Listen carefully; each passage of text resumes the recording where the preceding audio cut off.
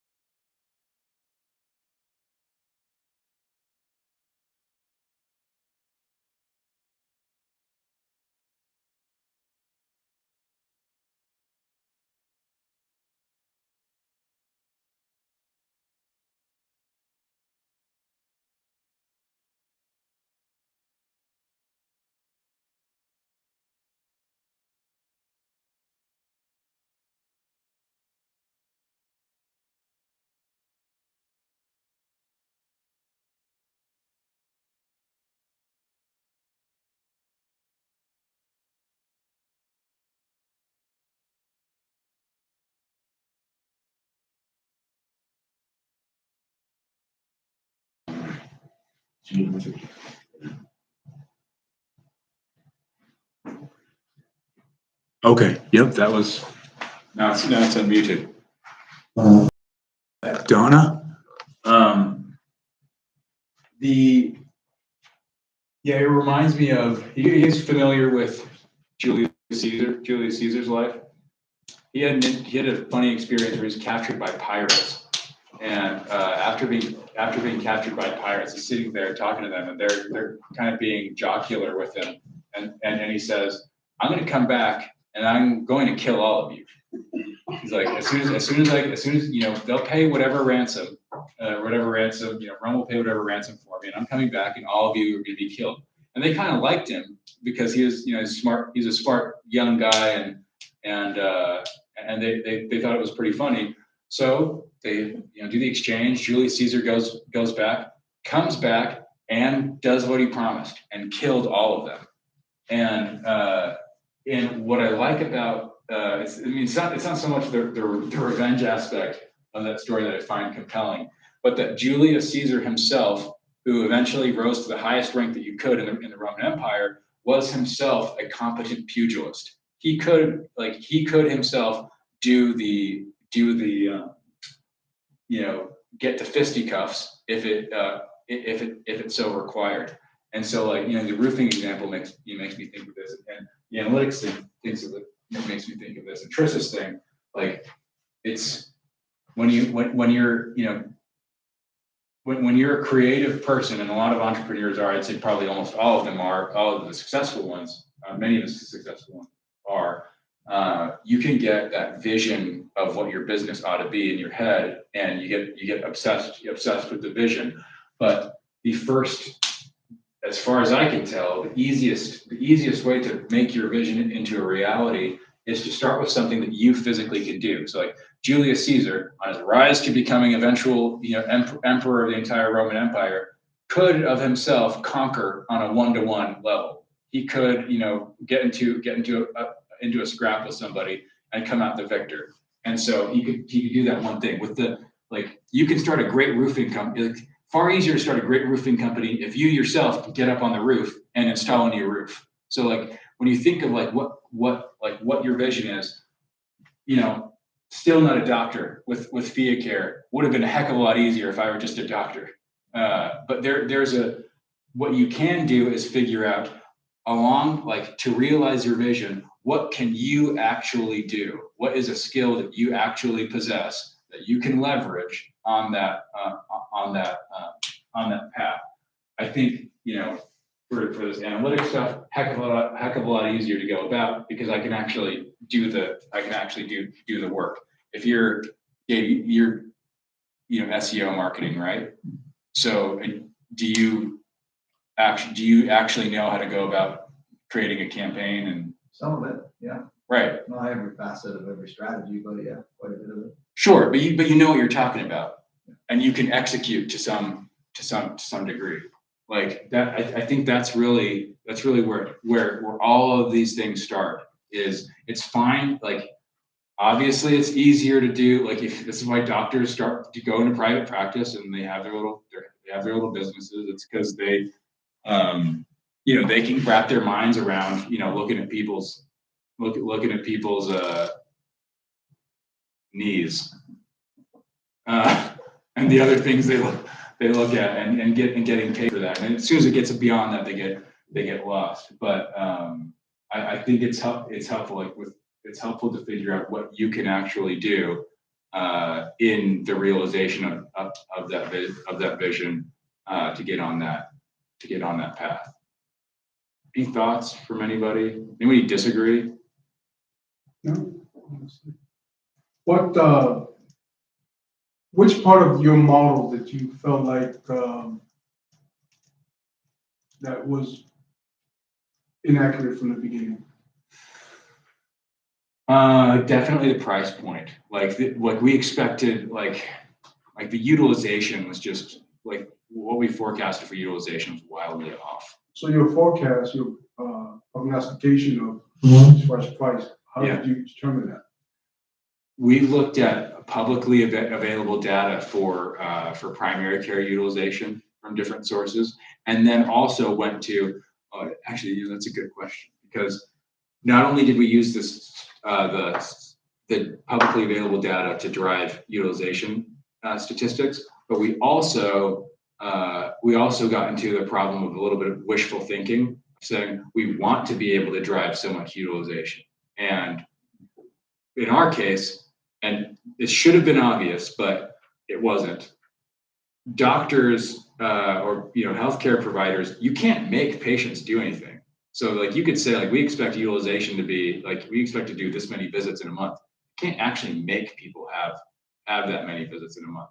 If your objective is to help everyone reduce their blood sugar, there's only so much you can do. The patients actually have to agree to see you. So a lot of our prognosticating, as you put it, was done based on what kind of health status targets we wanted patients to hit, like lowering blood sugar, lowering BMI, lowering different types of visits.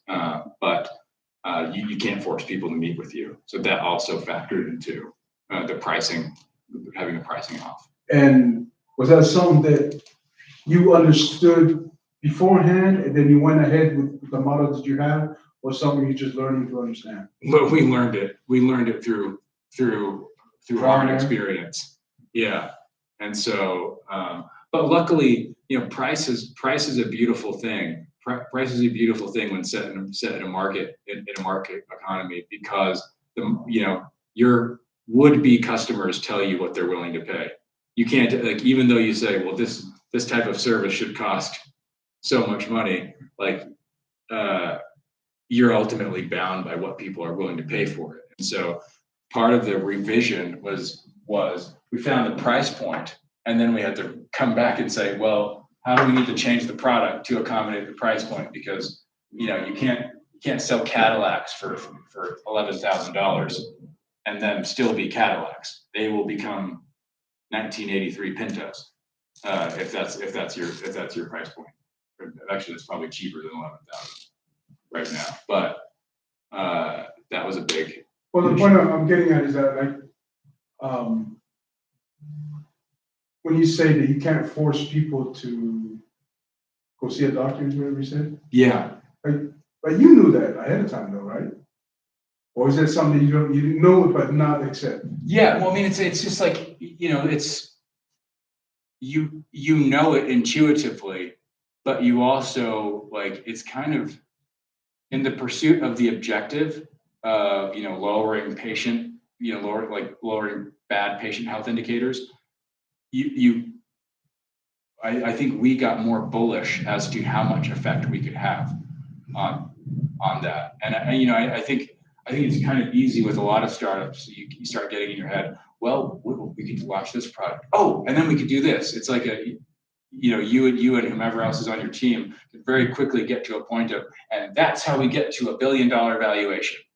And you can reach that point, but you may be blind to we made this assumption and this assumption and this assumption. It's just so easy to make those stupid assumptions. It's hard to know that you're making that assumption without somebody else telling you that, no, you're crazy here, man. Like, why would you assume that would be in our case, why would you assume that you would be able to have that kind of. Right, but there's been other models with that same exact sentiment. Yeah. That worked. Right? Yes. And so what's the difference? So what I'm trying to get at is that,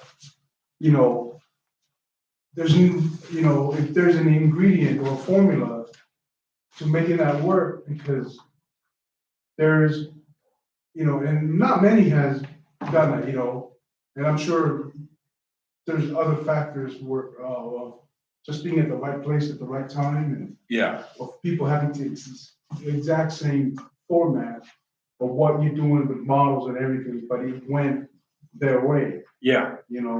So what could you attribute will be the difference between, like somebody else in your position with their company that had the same exact thing that made it work? They could say, here's how I did it. This is the formula to make it. Yeah. You know what I mean? You understand what I'm trying to say? No, go ahead, Adam. I say, and then, so say Tia Care, how would you redo Tia Care in your other business model? Your other startup model? Yeah. Is it something that you could do in a different model? Or Oh, yeah. Part of me is reluctant to reveal it. No. Exactly what I would do, but Even just more like basics, I say. yeah, That's where, like, trying to talk into what you're saying, okay, there's the standard business model and formation is product, model, value rep, raise money, raise capital, yeah. make sure it works or see if it works. Okay, I see. And you're saying, no, this one we say, okay, find somebody who has that need, Yep. start to create it, let them fund the startup, Yep. and then you go through and now you have a product based off of Actual somebody market else's need. need. Yeah. This is what I would. This is what I would have. This is what I would do if redoing it, rather than work on the technology and build the provider network and all that kind of stuff. I would have gone to a single doc. I would have gone to a single doctor's office and said, I want to try out this. I want to try out this model. I'll partner you into the entity as the guy who's doing this, and let me test out product model. Like, you just have to be willing. You just have to be willing to try different things out. And ultimately, we did end up finding the right clinical partners to help us do that very same thing. But starting with a single doc, and you get 10 patients and you get them on that model, then you've got something going. You have data. Then You then you've got history. Exactly. Testimonials, you've got everything to kind of push that product. Yeah, and then you can grow it, and then don't do what I did. Spend all this money on, the amount of money I've spent on marketing. I could just have a Porsche, a really nice Porsche right now. Marketing that went nowhere. And put a banner on it, Exactly. Exactly. Shrink wrap it. Yeah, and so that's the that's how I do it, and same with Trissa's example. Trissa has a really pretty impressive vision of a platform for recruiting for minority candidates for companies, but ultimately it's just no problem, Donna. Ultimately, the place to start for her was just find a company that will pay you to recruit minorities. Find them one candidate, and then you can build everything there and let them fund you. If it's in worst case scenario is that you perform that service for them and they don't want to expand beyond the scope. Best case scenario is they say, oh, this is a great idea. Here's a little bit of capital. Give us a small stake in this thing and take this on the road. But that's consulting businesses are interesting to me, because with a consulting business, to me, the way to go about doing it is not entirely different from the analytics thing, because that's how we started. It was just consulting for somebody who had that one specific need. And so in the end, corporate sales, building a business from a fairly low cost, low startup cost, is quite similar to consulting, in that you're very actively trying to find out what their needs are. And then you're coming up with some sort of solution to solve those needs and going from there. So, question in the aspect, is there a moral line where somebody hires you to provide a solution for them, and then you take that solution and offer it to other companies? is that something that you like have to have that, like, set up that conversation with it behind? Because if I were to like hire somebody and say, hey, I want you to build this for me, or do this for me, and then they're out, shopping after they build it, and they're out shopping it to my competitor, I'd be pretty pissed. That's a good point. I'll say that for the analytics stuff, it would depend on how much you're contributing to me, it'd be how much are you contributing to the uniqueness of their product. Yeah. And in our case, we're not really contributing to the uniqueness of their products. We're helping them reduce cost and then increase revenue across a few dimensions. It does make them more competitive with their competitors. However, from a financial standpoint only, it's not that they're at least off the bat offering a meaningfully different product now in the market.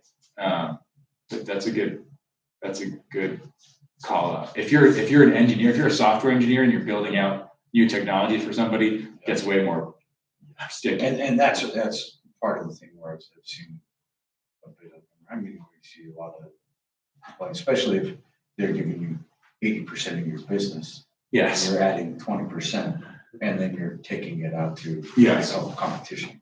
So that's where I was wondering how, because I do love that concept of, instead of saying product model, raise funds, go hope it works. Yes.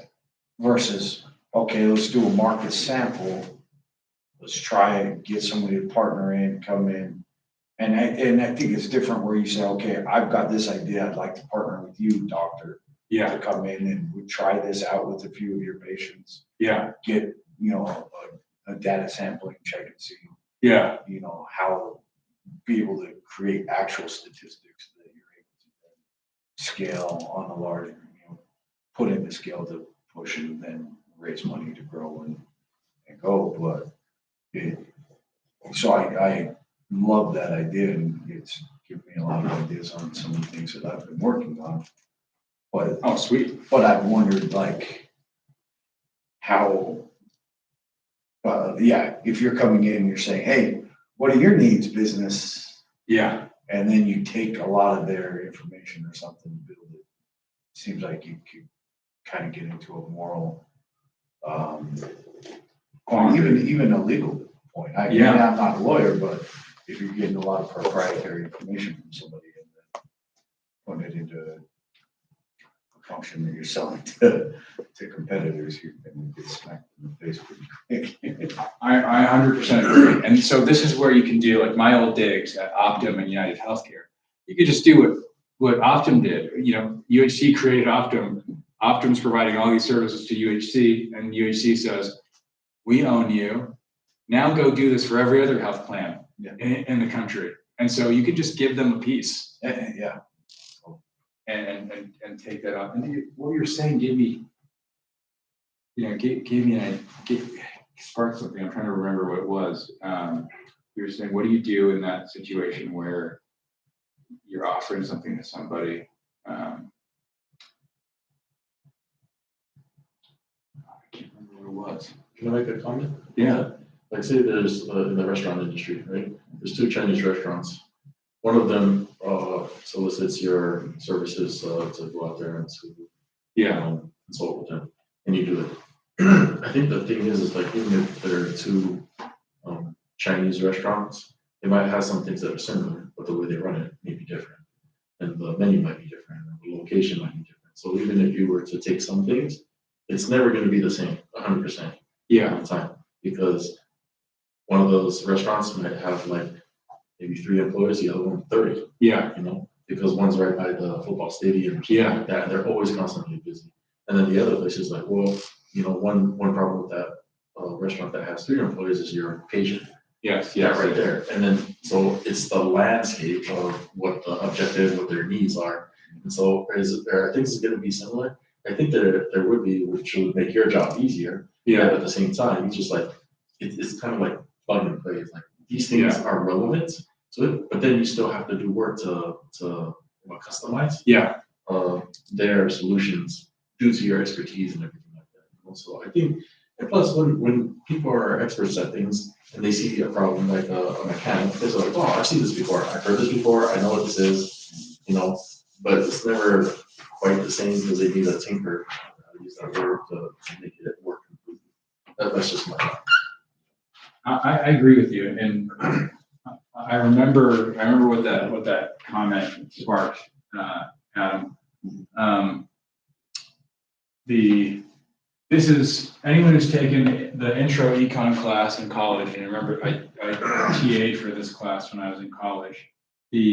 One of the first things you learn is the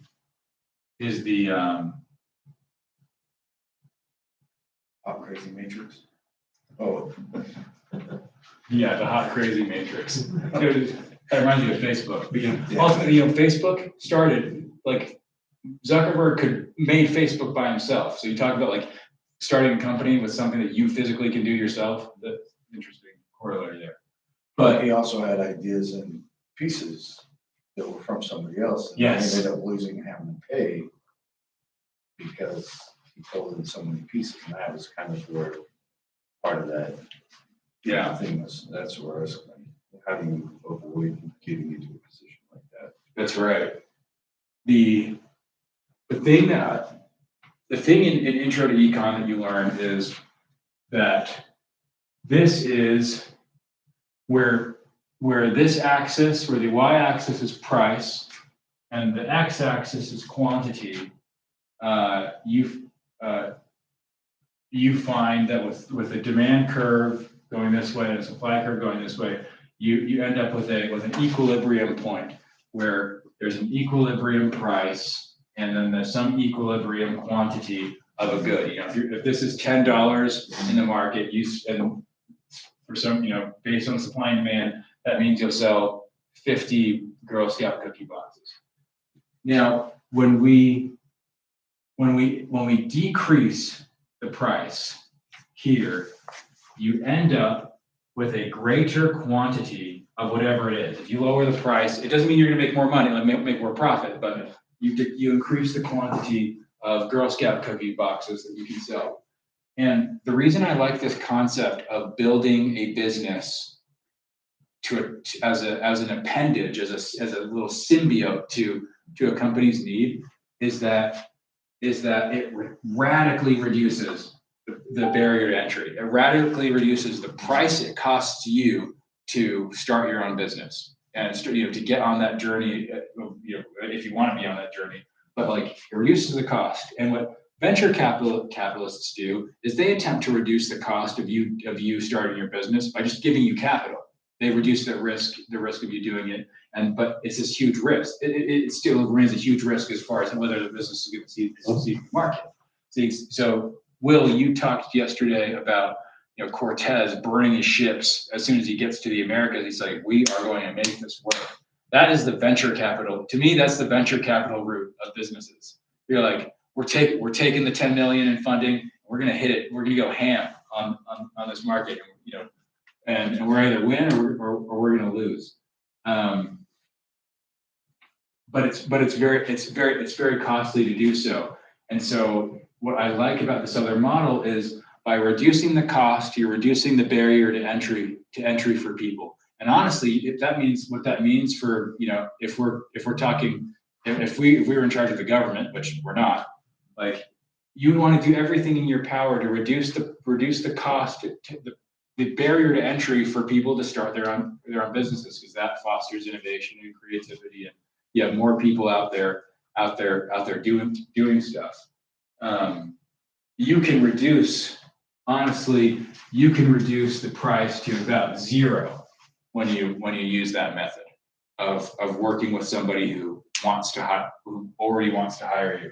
And so just for anybody that listens, that is listening or listens to this, what I've started advising my brothers and friends when they have a recruiter reach out to them to hire them for a job, I'd say like turn around and ask them to consider a consulting arrangement and figure out and incorporate your little LLC and get them to, for your job function, get them to hire you for it. And then next time the other recruiter comes by, do the exact same thing and figure out how you can productize your own expertise. It's not a terrible way of going about things. I know we're over time, but Oh, that's great. Questions? any questions? Any questions from anyone online or in the room? Any criticisms? Anyone hate Burgundy? I realize I've got.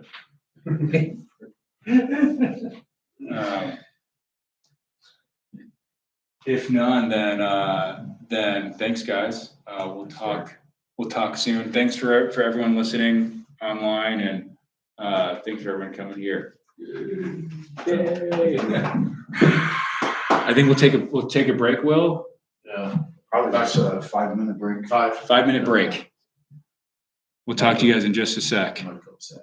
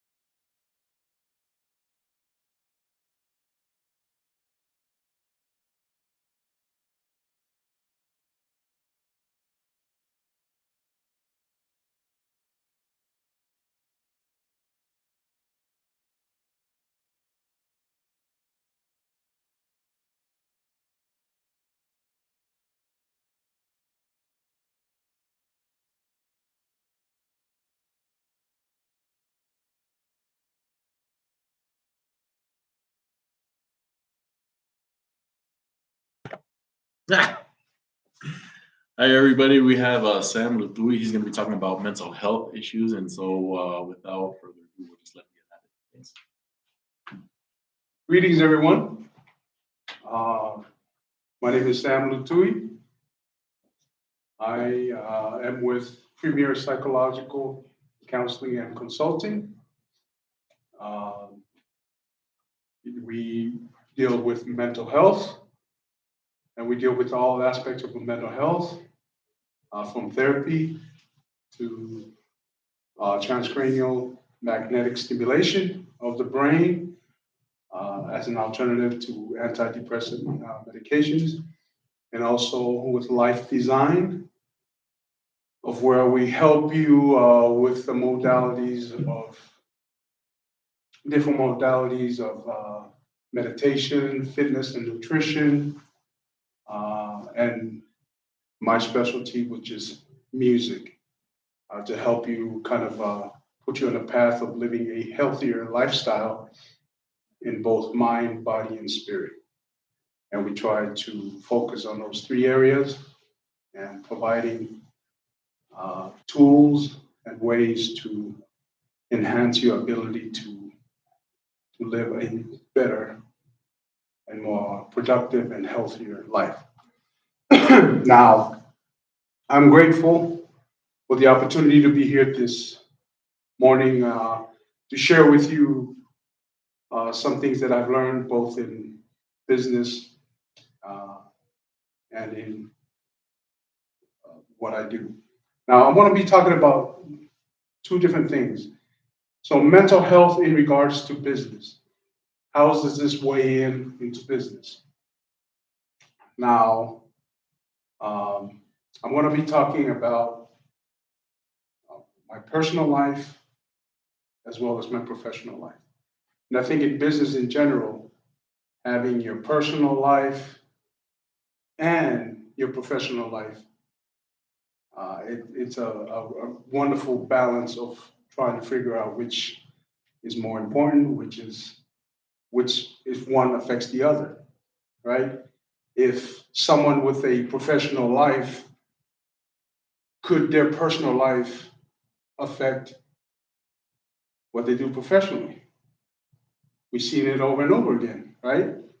I'll give you an example of one that we've seen in the media. I mean, there's tons of examples of what happens in your personal life and how it affects professional life. Kobe Bryant, right? Michael Jordan, all of those. I mean, there's tons of examples. Right now, in the media, there's a court, in a courtroom, there's a live broadcast right now of Johnny Depp and his divorce or his marriage.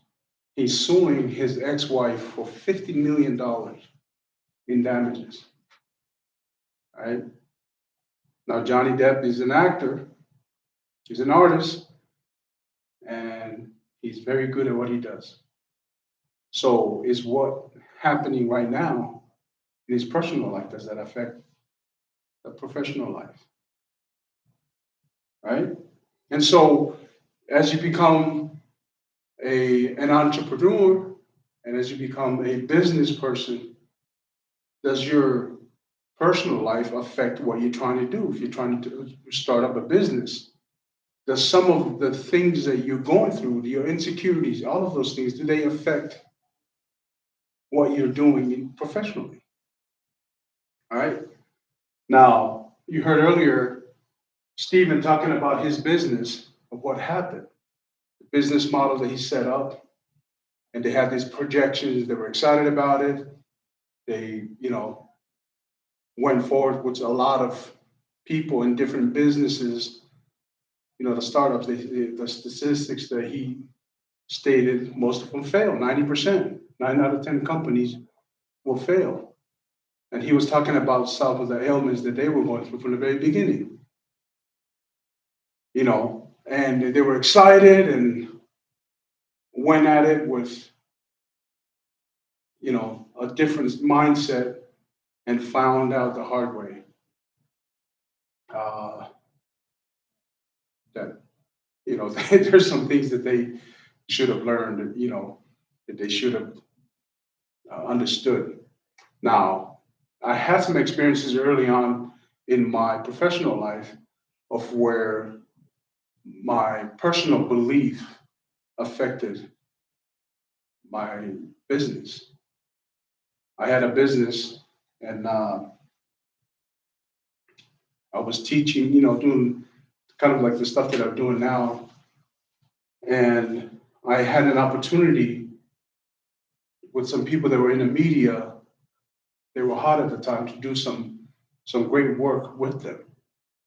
But I was so caught up in what I was, in my personal feelings that I didn't really look at the best way to approach this thing. I wanted to go with my, with a lot of my feelings.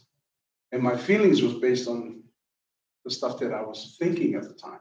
So a lot of us in business, we're out here trying to start a business, trying to get somewhere, trying to figure out a way to accomplish so many different things. But we have our business model, but some of our personal things get in the way. And so that's why I want to focus on talking about. And I want to talk about a belief system. And the power of belief is a very powerful thing, right? Very powerful thing. Power of belief is very important. And I will show you, I will demonstrate, okay? Just by belief alone. I've done this 1,000 times, never failed. Just by belief alone. There's a light right there in the back. See that light that's turned off at the very back? Because of my belief system, by the time I count backwards from 10, that light will turn off, right? From belief alone. Remember, the power of belief is amazing. 10, 9, 8, 7, 6, 5, 4, 3, 2, 1, 0. What happened? How many of you knew that that wasn't going to turn on? Yeah. Then why did you turn? Why did you turn and look? To see if you had a trick up your sleeve. I almost went to push the button, Yeah. just because I believed in you too. So, my point is, you know that there's no way that I could have turned that on just by belief alone, right? You already knew that. But yet you turn and look. And a lot of times we turn and look at things that we know for sure. Right? Things that we know, there's so many things that we know for sure. But then slowly, you know what I mean? You turn and look at something that you already know what the answer is. But then you question yourself. Oh, can he do this? Can he not? Right? The power of belief is incredible. Let me tell you a funny story in regards to this little approach. I was in the middle of a golf course at 10 o'clock at night with a group at Sand Hollow Golf Course. And it's this beautiful canyon they had over there. We had a bonfire and everything in there. And I did this alone. I said, in 10 seconds, you will hear thunder. And it was like blue skies and, it was in a summer night. No clouds up in the sky. And I started counting backwards. So everybody turned to look. By the time it got to 0, it went boom. So I had to switch my. I told you. Anyway, from that point on, the people that in that group still contact me every now and then and said, "It's still incredible how you did that." You know, I had no idea what happened. And it was a clear night, but there was thunder. And there was 10 people there that witnessed that. So my power of belief went really strong. But my point is, there's so many things that we know for sure. But then you have that little bit of doubt, right? That little bit of doubt that sneaks in. And so the key is, even in business, if you fail in business, that's not a bad thing, because the failure is part of success, right? That means you have to fine tune your instrument. That means you have to fine tune your approach. That's a learning curve. And I went through a lot of those, failing flat on your face and, getting back up again, refining and regrouping and moving forward. But you cannot, crumble, even though that your business failed, even though your professional life has failed, that doesn't mean your personal life fails. But if you keep your personal life, your personal attributes, your personal beliefs in yourself, you empower yourself, you believe yourself, and be positive, and understand that you're going to move forward regardless of what obstacle stands in the way, and you keep moving and keep moving, it will help you in your business life. Even if you failed, you understand what failure is. Failure is one of the crucial components of success. It is. And if you're empowered and understand that, and I know it's painful, because a lot of times people associate that failure with your value system. And so, how does this affect your business? You got to know your value system from the get-go. Who you are, what you're worth, where you're going, where have you been, who's around you, your surrounding, your environment. You can't go forth and be successful if you're surrounding yourself with people that is going to bring you down. And so a crucial part of moving forward is having a strong belief system that you're going to conquer, no matter what. All right? And find what it is that you're trying to do and believe in. If you're just going after money, I don't know what to tell you in regards to just making money. But if you have a belief in something, in the business that you're trying to do, in the product that you're trying to create, in the system that you're trying to create, in the environment you're trying to create, then maybe I have something to say in regards to that. But if you're just trying to look for a system to make money, then I guess you can always find a solution of how to make money. But if you're willing in the long haul to have a successful life of where your professional life matches up with your personal life, then you can find that sweet spot in life of where you can say, man, I've done good. And then when things, business-wise, professionally, goes the other way, it doesn't diminish your value. Your value is still strong. Then you still got your main people that'll be there with you. I saw a thing with that artist, the rap artist Fat Joe. And Fat Joe said he was very successful, has so many people around him, and he decided to tell everybody that he was broke. So everybody that was around him left him, told him that he ran out of money. But everybody left him except for 6 dudes. He said, to this day, I still ride and die with those 6 guys. Because those 6 guys said, I don't care what about your money and all that. I'm gonna ride with you. you know, and he said that he got rid of everybody else because they abandoned him, but those 6 dudes stuck with him, you know. And so believe in yourself so much, you know, and find your value, find out what you're worth. Because if you believe yourself, you believe in the stuff that you believe so strong, everybody else around you believe. Have you ever met somebody, probably growing up, see somebody at school that has low self-esteem, right? And they believe that in themselves. You know what happens? Everybody around them believe that too.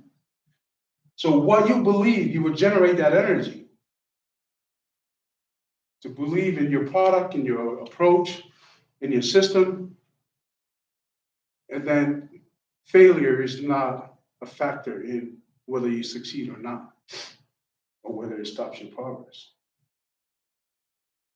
So establishing that because if you believe something strong enough, you'll find the proper emotions to attach to that.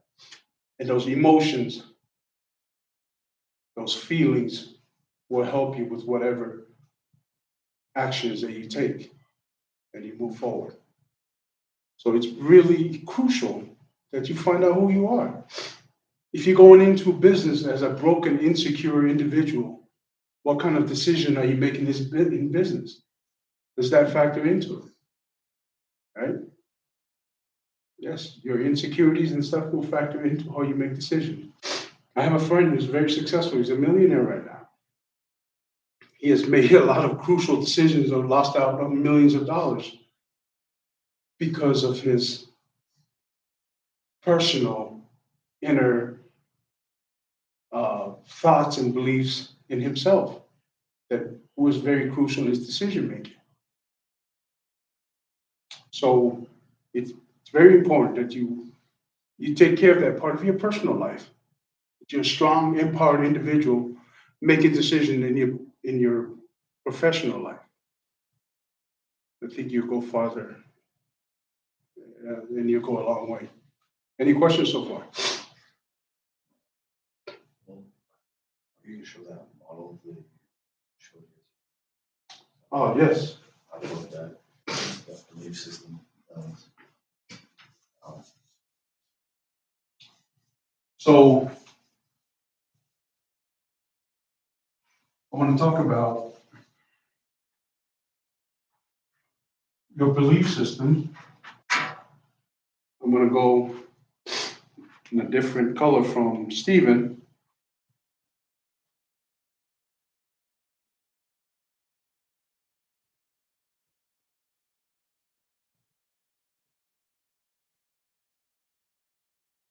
So in life, things happen.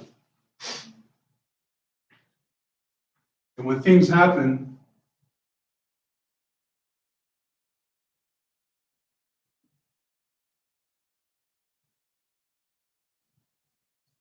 we establish a way of thinking.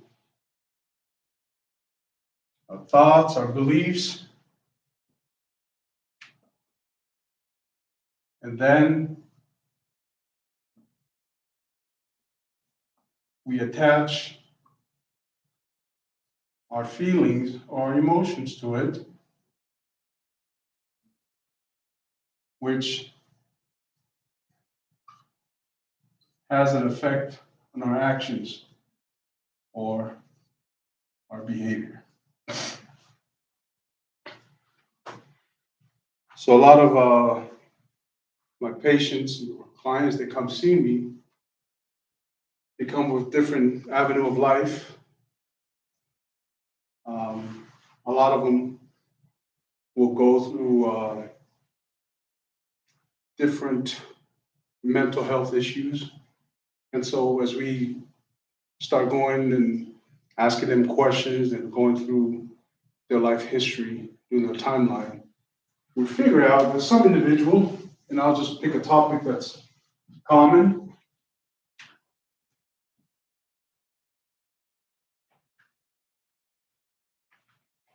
Abuse. So when somebody's abused, especially physically abused and mentally abused. A lot of them are sexually abused. They develop a thought process or a belief system that they go through. And so most of the time, a lot of their beliefs is that I have no worth. And I'm worthless. And a worthless person, so what kind of feelings, what kind of emotions does a worthless person have? Anger, bitter, Anger, bitterness, Fear.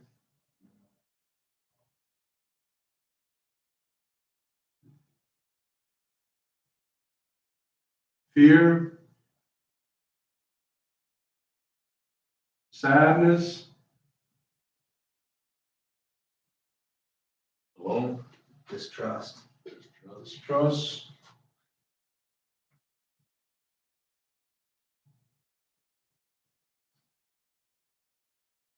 guilt,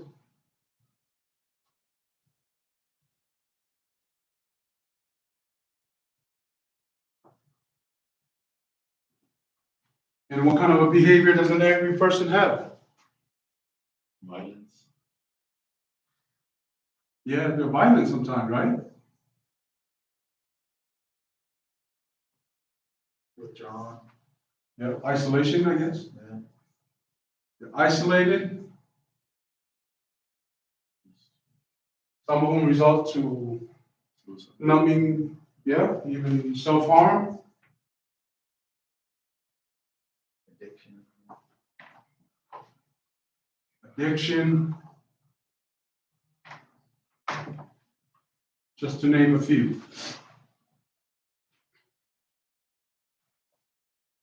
So as we look at this, which out of these four columns we cannot change? First What happened? Right here. The things that happen is the abuse. That happened in the past, we can't fix it. Abuse happened, it's already there. Right? Cannot fix that, cannot touch it. Now, the key is to change the behavior. Our focus and our target in trying to change our behaviors. Someone who's violent, isolated, self-harm, addicted to alcohol or drugs, we're trying to change this behavior. What's the best way to change the actions? Just go there and say, hey, stop doing drugs. Stop being violent. Stop isolating yourself.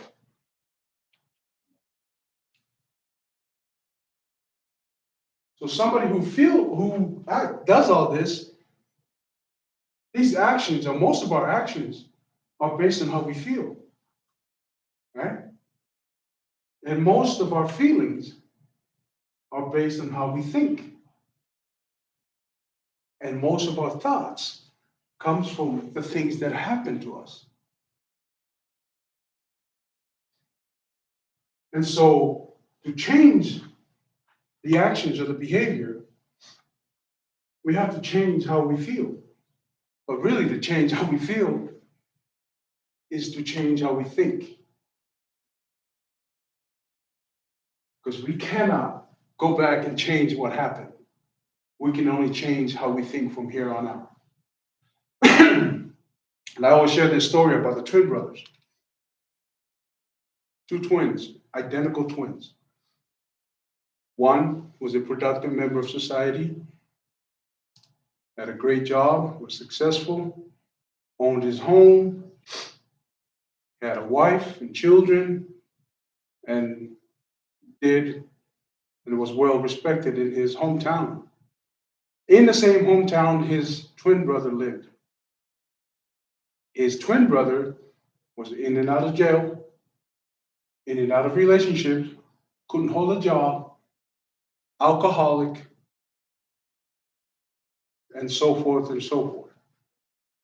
And somebody took notice of these brothers, identical twins, and asked them, how did you end up the way you ended up? How did you end up in this part of this time in your life of where you're at? And surprisingly, they had the same exact answer. Their answer was word for word exactly the same. And it was, how else am I supposed to end up with the father that I had? Right? So their father was a very abusive father, very abusive. So their father, what happened to these twins? Abuse. So one twin thought he was worthless. It made all the emotions, or had all the emotions of a worthless person attached to it, which contributed to his behavior. The other twin thought differently, that he was a worthwhile person.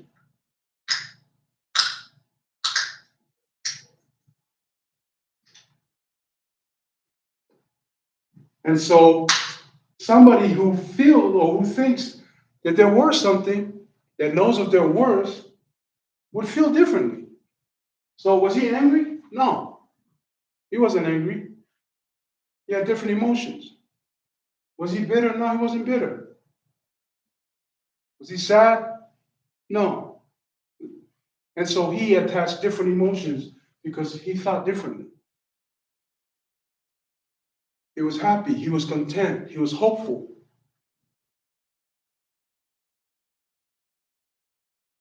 And somebody that's hopeful, somebody that's positive, somebody that's empowered is going to act differently.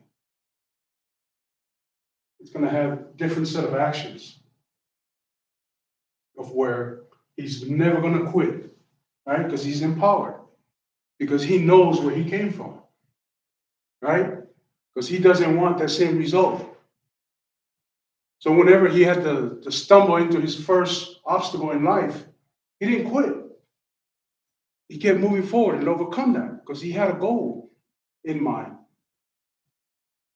He had a place to go. He had hopes and dreams. With the other brothers, the first obstacle that happened, like, oh, why should I keep going?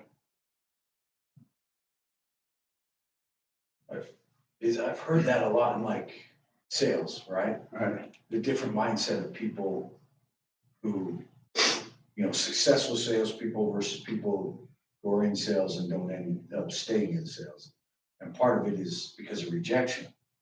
Whereas a lot of people have a hard time with that rejection, especially in sales. And so then their thought process tends to go to the worthless part, and then the anger, bitter, violence, and they start to fade away in that sales process. And they're like, I can't do this. This is too hard for me. Where then a lot of other people in sales will be like, oh no, that's just one step closer to a closing. Because I know the statistics in my group. Every no means I'm one step closer to a yes. So if my statistics are 65%, 6 out of 10, I know I just heard my sixth, no. That means next one's going to be a yes. And that belief system pushes them forward and helps them find a lot of success in sales. I love this thought process. Thank you. Well, thank you. Yes, absolutely. Are there certain techniques or strategies that you can implement so that you process those thoughts in a more positive way? Like even something as simple as, someone cuts you off on the road.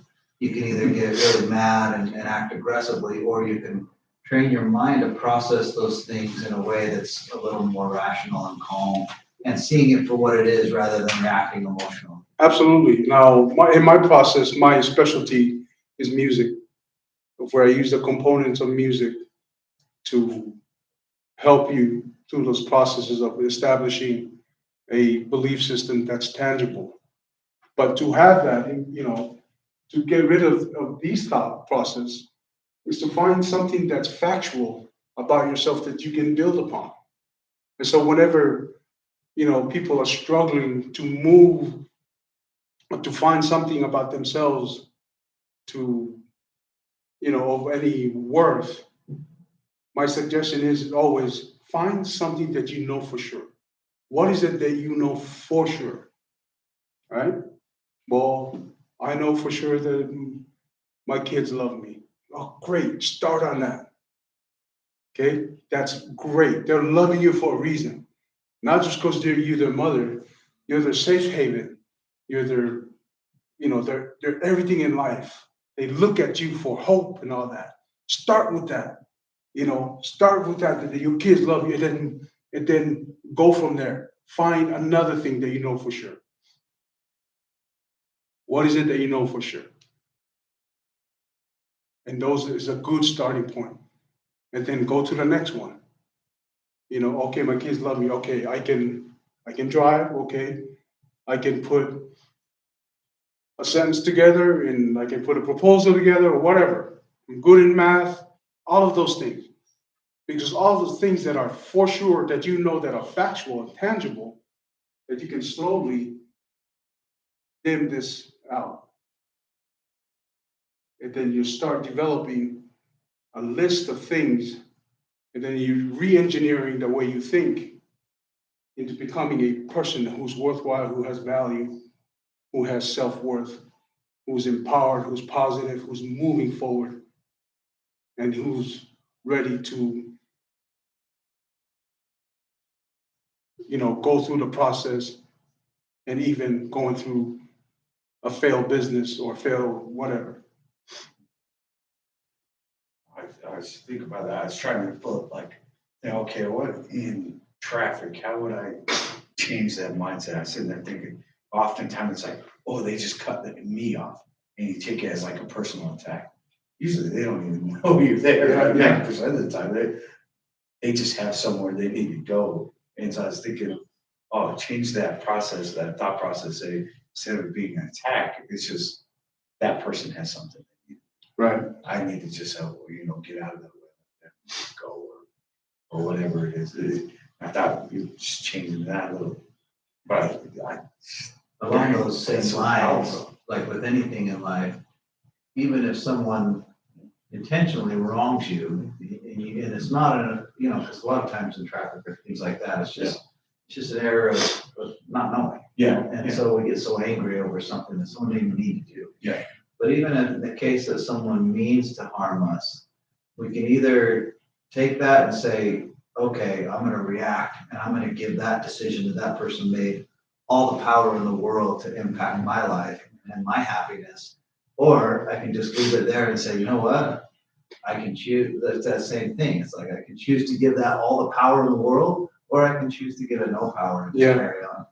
Yeah, and a lot of times we give our power away, right? I heard there's a great quote about it. And it's funny because I had this conversation on the way here today.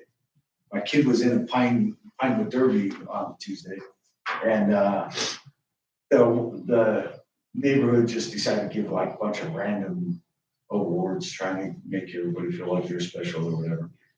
But one of the awards was best block, like best block award. My boy was he loved his little design. He did it. I didn't do it for him. And so he liked his design. He got this best block of wood. And he's like, this is a dumb award. It kind of felt like, like a little slap in the face. Like he's proud of what he did, and to get an award that wasn't intended like that. And that's where I was like, well, talk to him. I said, there's a quote that says, the person who takes offense when no offense is needed is a fool, or when no offense is intended is a fool. And a person who takes offense when offense is intended is a greater fool, because you give power to that person who offended you. And So I told my wife that, but that's what I was thinking of. And then we said, that's. Self-empowerment is it's one of the best things you can do for yourself, to empower yourself and know your value and your self-worth, and it goes in deep, it goes into, empowering, like we're all parents here, empowering our kids and their belief system. Because the other day I was with a group of people and they'd asked, I think we discussed it, and I asked the question someone asked of, how do you find the right one to marry? How do you find Mr. Right or Mrs. Right? And my answer was, you don't. If you're looking for the right one, it will disappoint you every time. But if you look for the right you, and you make a decision, you empower yourself enough that where you are positive and you are empowered, and you know your worth, you know what you're capable of, and you know the tools that are around you, and you know where you're heading in life. You're not looking to find somebody to make you happy. You're looking for somebody that you can share your happiness with. Because an empowered person looking for someone will make wiser decisions than somebody who's broken and with low self-esteem, with insecurities, trying to find a mate. Because they will be enticed by that momentary, flashy, shiny thing that they would flash as they see, and latch onto that and not even having the self-confidence to understand and to realize and analyze, who that person is. And so you're not necessarily trying to look for the right person. You look for the right you. You find the right you, and the right you will attract someone that you can share your happiness with, instead of trying to figure out someone to come make you happy.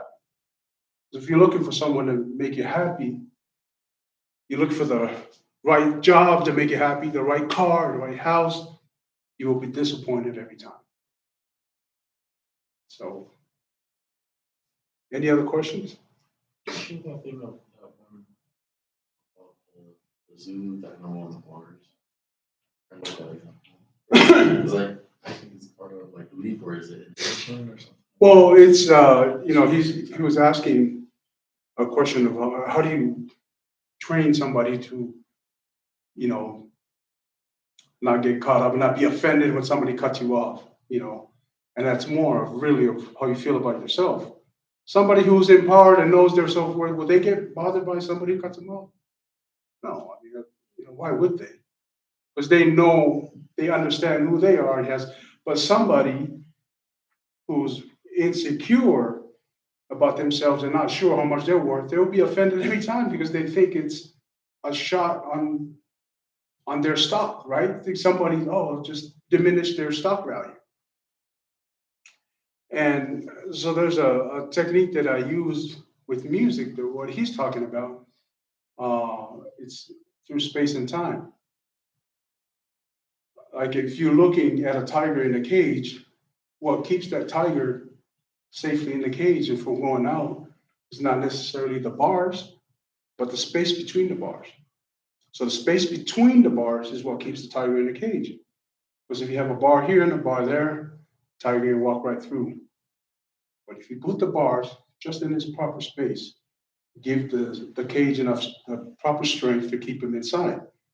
Now, if you put a bar after bar after bar after bar after bar, you can keep that tiger safely in there, in that cage, but you're wasting time, money, resources on getting unnecessary bars.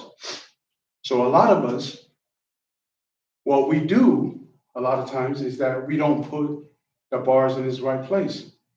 And a lot of us are putting too many bars in its right place. So the key is using the proper space and time to approach things, how we talk, right? How we communicate with our loved ones, how we talk to our spouses, in our relationships. As we talk, like I had shared this, and this is an example of space and time of where I come home to my wife and I say, honey, you're the most beautiful thing in the world. Looking at you is like, look at the ocean for the very first time. Anything happened to you, I will crumble and die. All right? She'll probably hit me in the pan on the head if I say it like that. But if I put the right space and time, honey, you're the most beautiful thing in the world. Looking at you is like looking at the ocean for the very first time. Anything happened to you, I would crumble and I would die. Right? Is that a little bit more powerful, more better? Right? I would. I fell in love. Too different. That's something.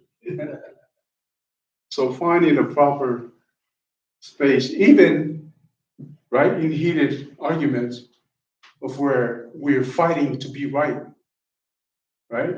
Most of the times we're arguing to be right rather than, just sit back, just space it out a little bit. Give it space, give it some time. Take a deep breath. Okay, now I'm not trying to prove something. Now we're actually trying to figure out a solution. Because most of the time we're like, especially in relationships, in marriages, when things happen, we all become attorneys. Well, Exhibit A says that I'm right, and here's Exhibit B, and especially us guys, right? Trying to argue with a woman. Remember, women have a computer system in their head of where they remember everything you said from the time they met you until now, and they have it in 5 different languages. So you can't argue. But we do become attorneys. We pull out our evidences that prove that we're right. And you're fighting and you're this attorney, you're cross-examining each other, trying to prove each other right, that you're right. But if you're a person that believes in yourself and you're empowered enough, that your self-worth is not dependent on what somebody else will say or do, then maybe you have the know-how to just take a deep breath, say, honey, you know what? Let's talk about this later, or whatever the system that you work out of, getting out of trying to prove each other's evidences and stuff. Any other questions? That's awesome. I mean, that's because you say husband and wife, but that's also every business relationship that you're in, right? How do you sit in space? Okay, let's try and look at things from every point of view. Let's sit there and kind of take that time and separate for a second. Okay, let's figure this out instead of trying to. Exhibit A says. And no, it's so crucial in business because business is all about relationships, and just like in personal life, all about relationships. And so if you're suffering in your personal life, chances are you're going to be suffering in your business life too, with those relationships, because you're approaching them in the same or similar fashion. Yeah. Solid. Thank you. Any other questions? Okay.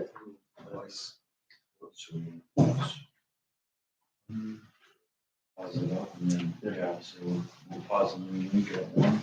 Yeah, we could go lunchtime. Thank you, Sam. Thank you so very much. He's the man. Mental health. We will take a break and we'll come back, reconvene here at about 1:15 for lunch. So we'll just pause this so we don't have to revamp everything again. And then we'll see you guys in a little bit. Thanks, everyone.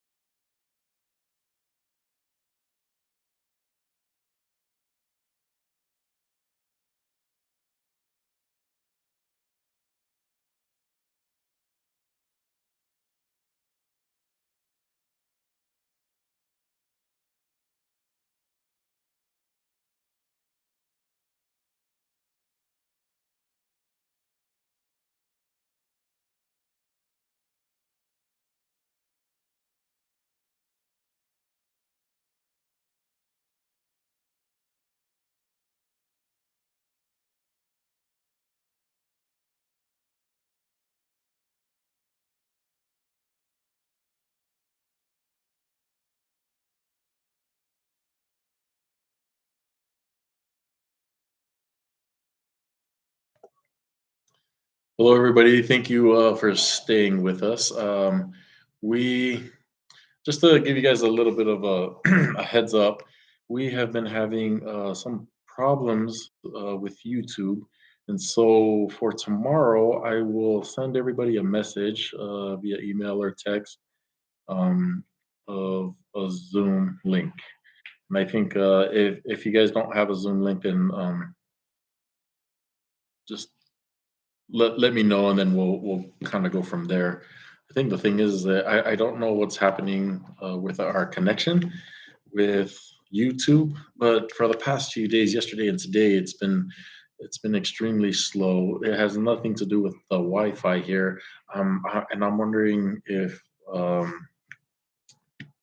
don't know. I'm not gonna I'm not gonna make any assumptions here, but we're trying to make sure that tomorrow, which is our last day, we will be on on time, way before we can ever run into any issues, and we'll be on like maybe like 10 minutes before 9 o'clock. So that way, we as soon as that clock hits 9, then we're just gonna go straight at it. I'd like to thank everybody for being with us.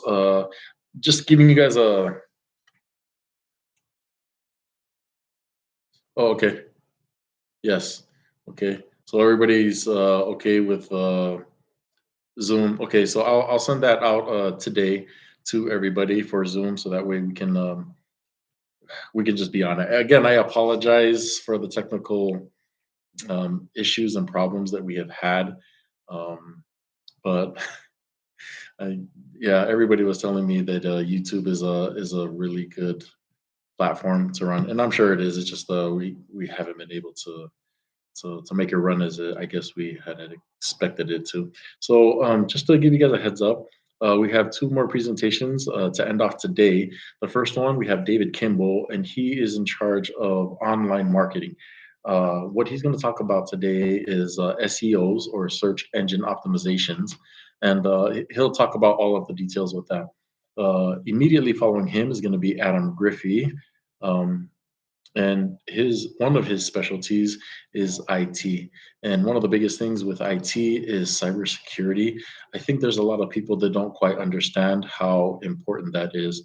And just to kind of preface that, in regards to cybersecurity, is that I was in I've been on a lot of boards, and one of the boards that I was on was a board with a bank, and with one of the presidents, with the president of a particular bank in Utah.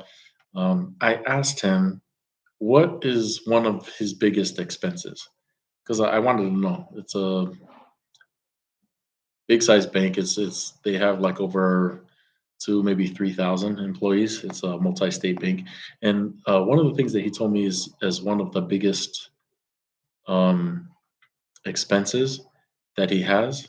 He told me it's cybersecurity. And we had a very quick conversation because everybody wanted to talk to him. Um, Scott is his name. And the thing is, Scott told me this. We have many businesses that we work with. If one of them gets compromised, all of their clients make a certain amount of money. And if those clients' information is compromised, it could be in the tens or even hundreds of millions of dollars. We have to spend a whole lot of money. And in one of the title for that particular workshop is cybersecurity, the $100 million question. And I said that when in reality, what I was told by this bank president was cybersecurity is such a real thing. It's sensitive information that people can get a hold of if the right hacker gets to it. He spent $500 million to have certain fail safes with that. So Adam will talk about that. But before that, we will have Dave discuss about online marketing. And so those guys are getting some certain things ready right now. And so if you'll just hang on for just a minute, we'll have Dave come and he will do his presentation first. And then after that, then we'll have Adam finish off the rest of the day for us. And then after they finish, then we will be done for the day for Thursday. It's okay. For Thursday, and then we'll resume back on Friday at 9 o'clock tomorrow at 9 o'clock. So if you guys are before then, we'll be with you in a few moments. Okay? All right. Thank you, everybody.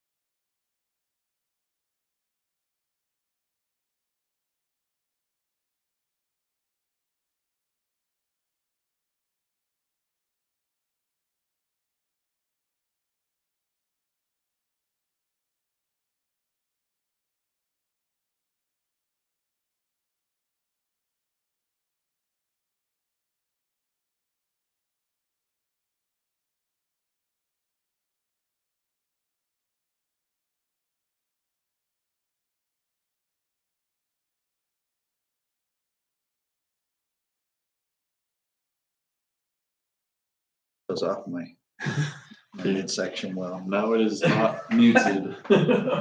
Okay. What's up, everybody? Launching right in? Yep. I'm gonna use this. Maybe. We're gonna keep it in. Okay. Worldwide audience, the millions tuning in. We're gonna talk about SEO. The moment you've been waiting for, the stuff you dream about and study for hours religiously. So SEO, what is SEO? What does it stand for? Search engine optimization. Search engine optimization. What have you heard about SEO? Negative, good, bad, ugly? What's the? Want it on your side. If you talk to an SEO sales guy, your company needs it desperately. Yes. Google calls me all the time. Google's Tell me. got you on auto dialer. Yes, Robot calls. Google. Probably get a million emails too. Themselves. So SEO is kind of an interesting thing. There's a lot of negative stigma around SEO for that reason, where you have a million companies, a million people from all over the world telling you that that you need it, you need to pay for it, or you're going to fail. A lot of people think of SEO as some voodoo magical wand that people wave, and they don't know what they're doing or how. So today we're going to get down to the bottom of what is SEO, why is it important, how do you know if it's being effective or if you're being hoodwinked into paying for a lot of stuff that isn't going to do anything except make your SEO company more wealthy. The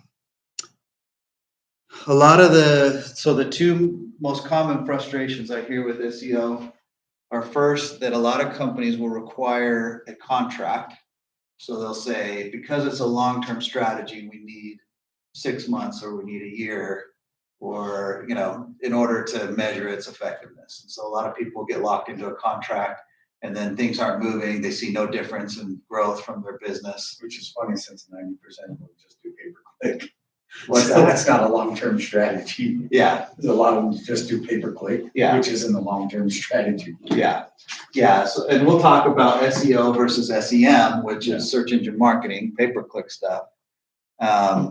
So SEO, or building organic rankings and strength, is a longer-term thing than pay-per-click. Pay-per-click's pay to play; it's immediate, you get traffic. Yeah, and I agree. I But just think with- there's a lot of people that try and push that as that. Yeah. Oh, for sure. They- Yeah, they they confuse the combine. two, and Yeah.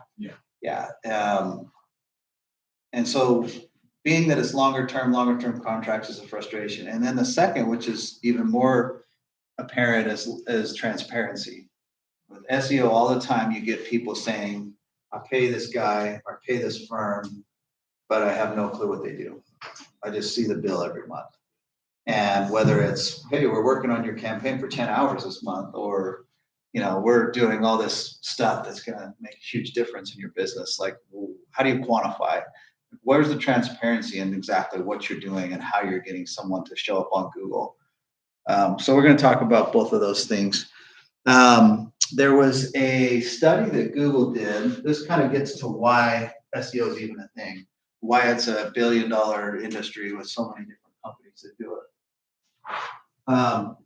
There's this thing that Google did, a huge, massive study, probably 5 or 6 years ago, maybe more, called the Zero Moment of Truth, ZMOT. And if you ever want to read an interesting study or article, look up ZMOT, Zero Moment of Truth.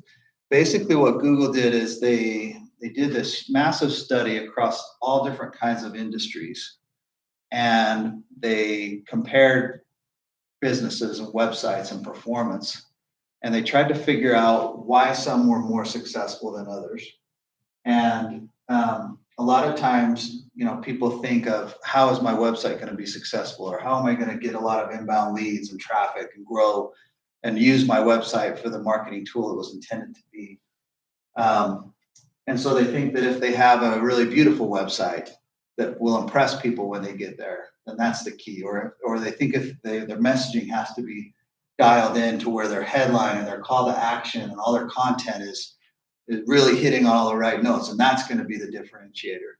But what was interesting in this study is that Google said there's a thing called a zero moment of truth when a consumer gets to the point where they are ready to make their decision.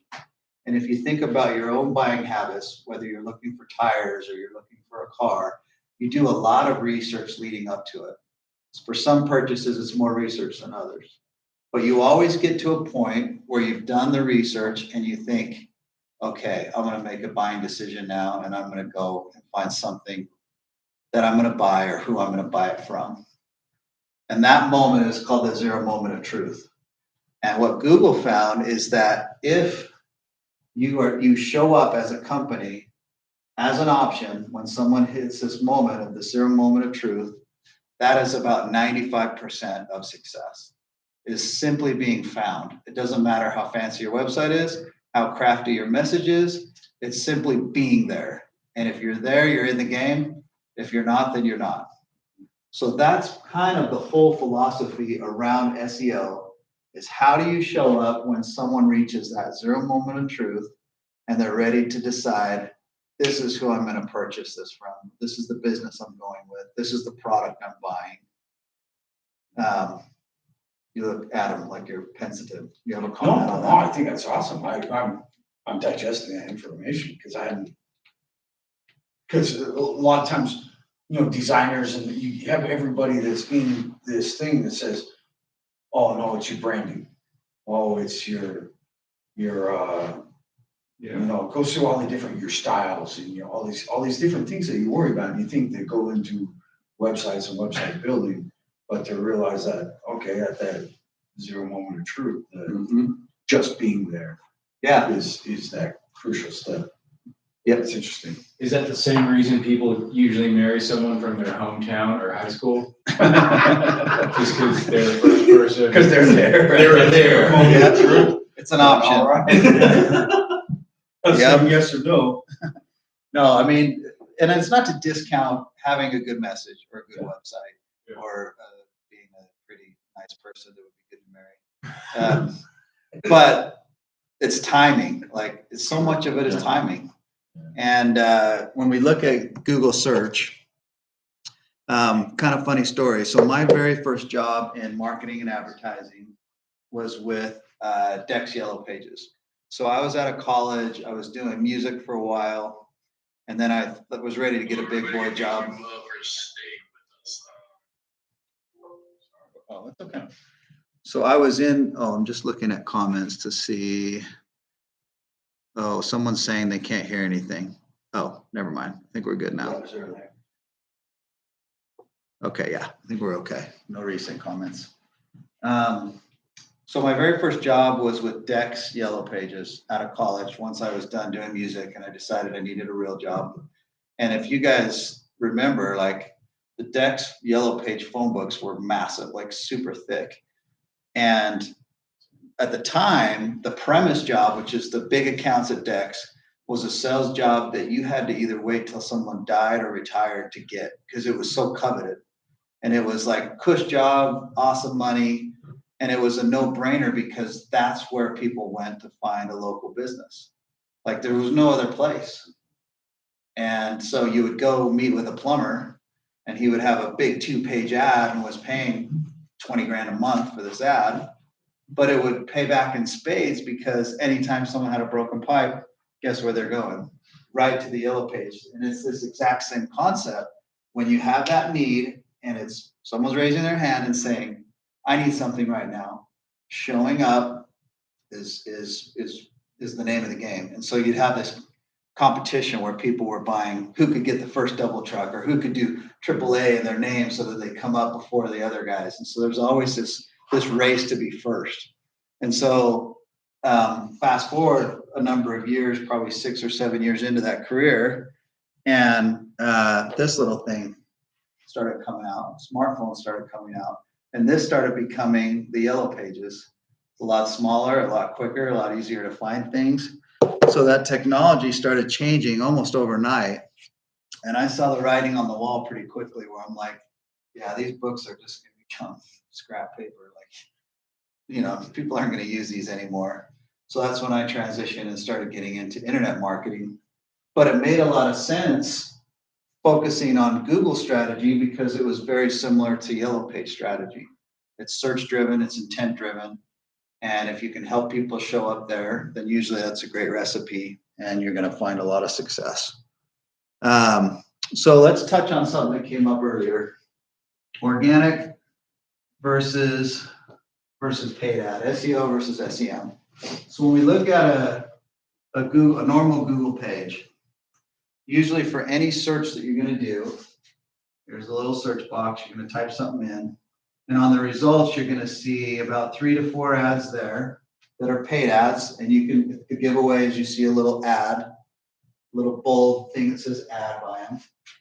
And then if it's a local search, you're usually going to see a map with 3 people there, some pinpoints, and then you're going to see below that some organic positions. So these are the paid, so SEM. This is part of SEO, but it's local on the map listings. And then this is regular organic traffic, all the rest of the results that you see. There's also paid ads down at the bottom of the page. So there's some paid at the top, some paid at the bottom. So question, what percentage of the traffic, just on average, that goes to Google clicks on the paid ads versus the organic ads, which include the map listings and the organic results? If you had to guess, what would be the percentage that click on paid ads versus organic? I think paid ads maybe 40, 60, probably. I think the maps is kind of getting the bulk of things lately, recent trends from what I've heard. Okay, maps, for sure, very important. So you would say maybe 40% or 50 on the paid ads? Yeah, somewhere 25 to 40. Okay. 30, 70. What's the percentage of clicks or what's the percentage of? Yeah, click. So like out of all the traffic that goes to this page and where they click, what percentage is on the paid ads versus 5 or organic? 95? Say that again? 5% paid. 5% paid? 95% 95 organic, okay. You said what, Will? 30, 70. 30, 70, so 30 for the paid? You must have heard that before. Because that's pretty much right on. It's about 30%, 25 to 30% will go on the paid ads. And the rest, so 65 to 70% will go to the organic ads. I just want to say.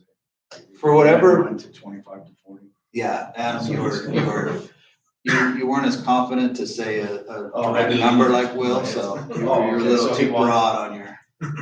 So Will gets the prize.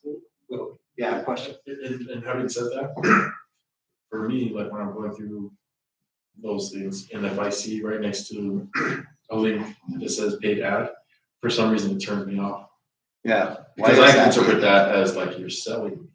Yeah. So I don't want to be sold. I want to see for myself, like the reviews and stuff, unbiased. Yeah. Because I already know the ads, they're going to show me stuff that they want us to see. Yeah. And so that's why it turns me off, and I just skip that section. A lot of Sometimes I people click have on that the same, sorry, go ahead. What? And sometimes I'll click on it a lot just so that they have to pay more money. That's right. If you don't like them, you're like, I'm costing them money. A lot of people have that sentiment where they feel like if someone's paying to be there, then I don't trust them as much. But if they're showing up organically, then they must be legit, or they must know what they're doing, or they must be good.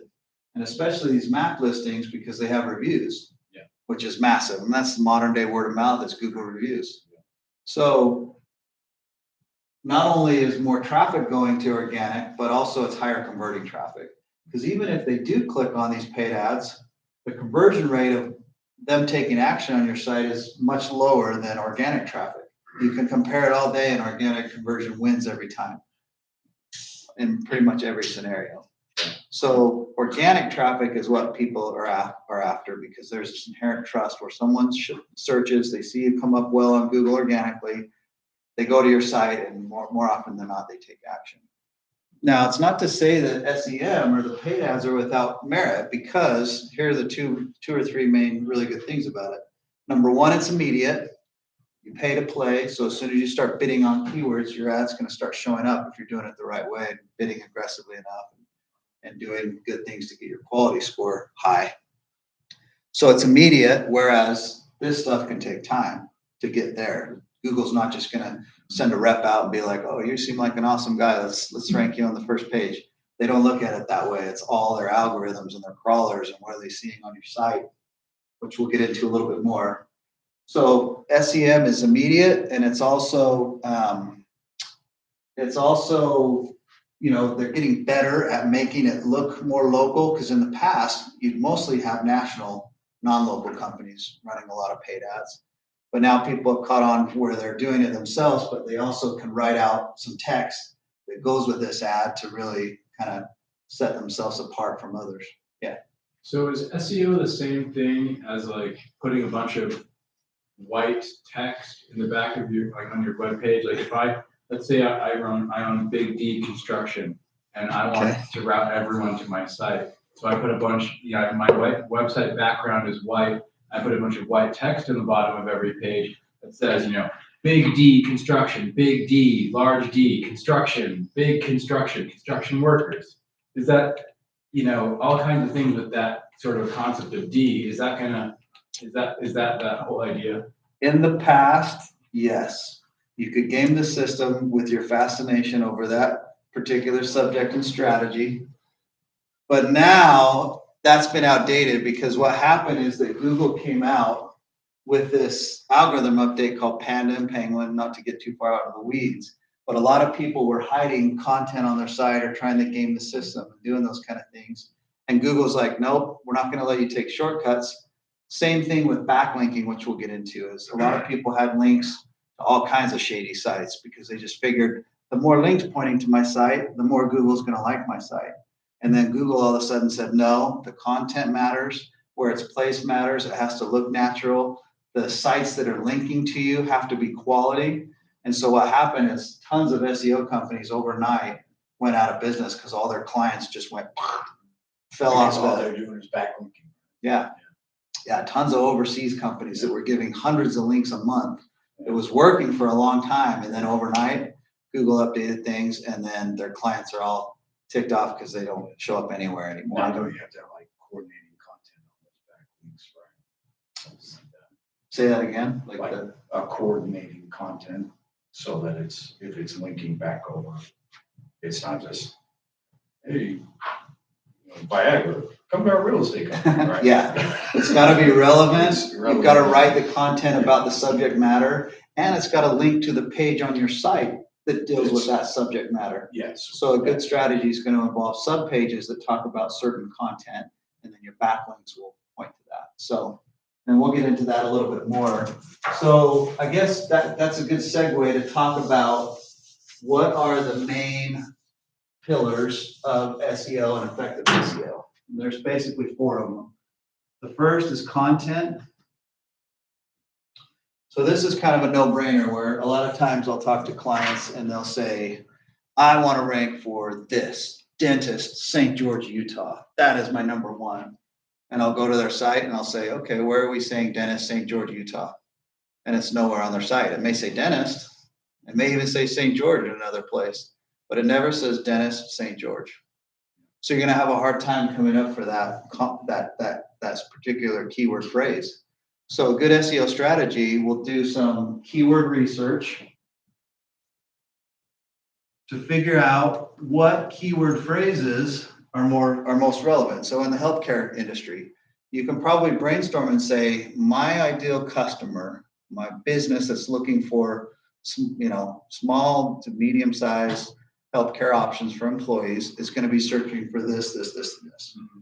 So you do that research and you create this list, and you base the research on a number of factors, but the first one is how much revenue can I gain from being ranked for that keyword? That trumps all, because a lot of times businesses will have different segments and they may have a product or service that doesn't have the margin that another one does. So if they put all their focus into that when they could be doing others, it's not going to be as effective. So what can I gain from being ranked?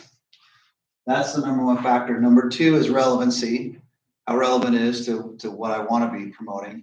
And then the third is keyword research or keyword search volume. And a lot of people default to that first.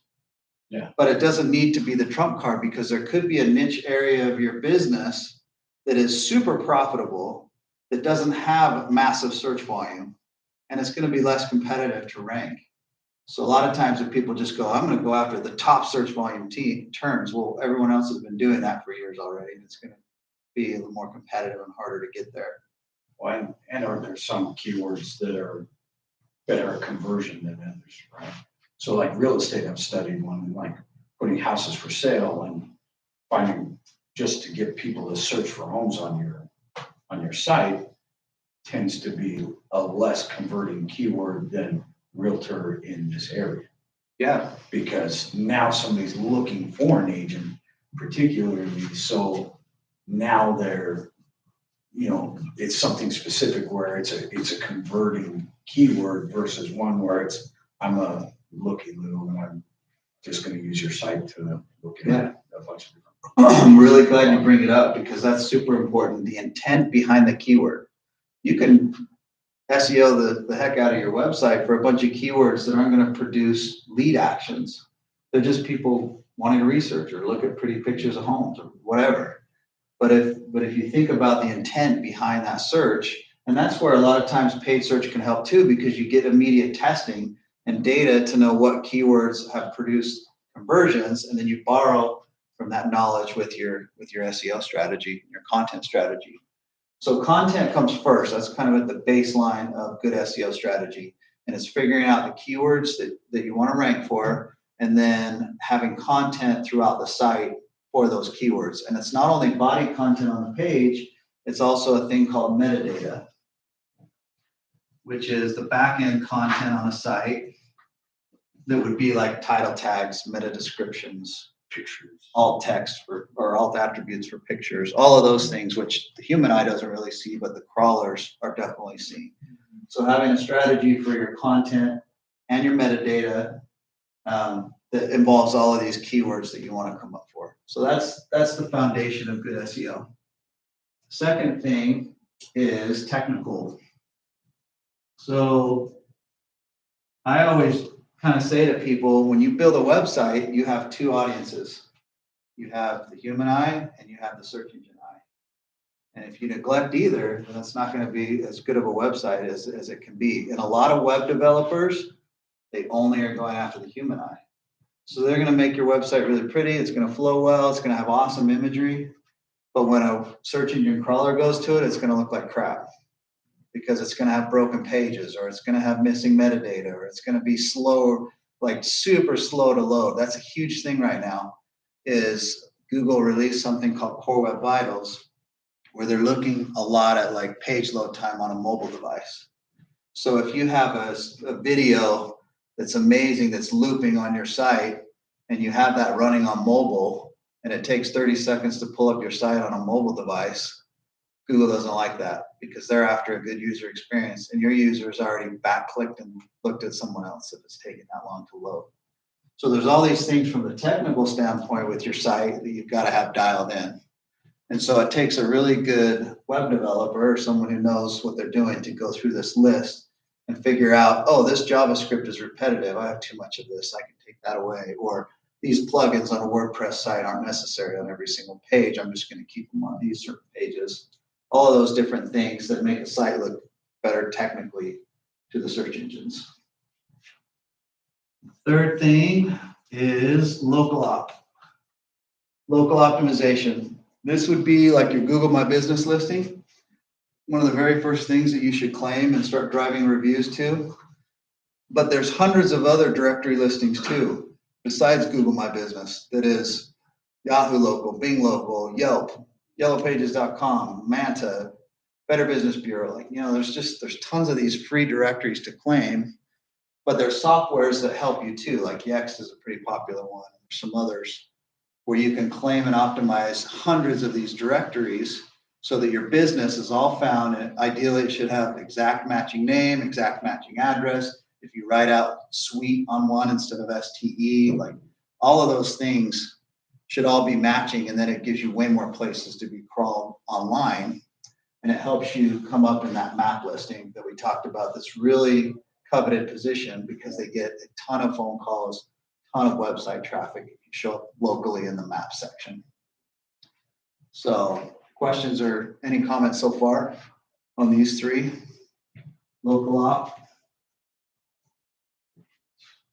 The last thing is backlinking or content outreach or link outreach. This is the hardest part of SEO. These first three things, you have a good developer, you have a good content writer, someone who understands the flow of content and mixing in good SEO phrases.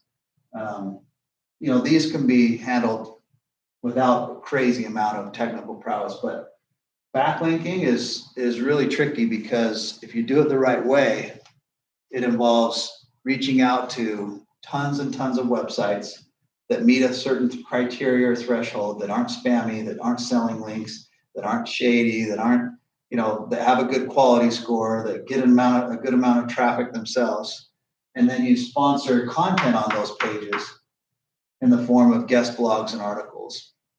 And then from that content, you can link back to your page about the subject that you posted content about.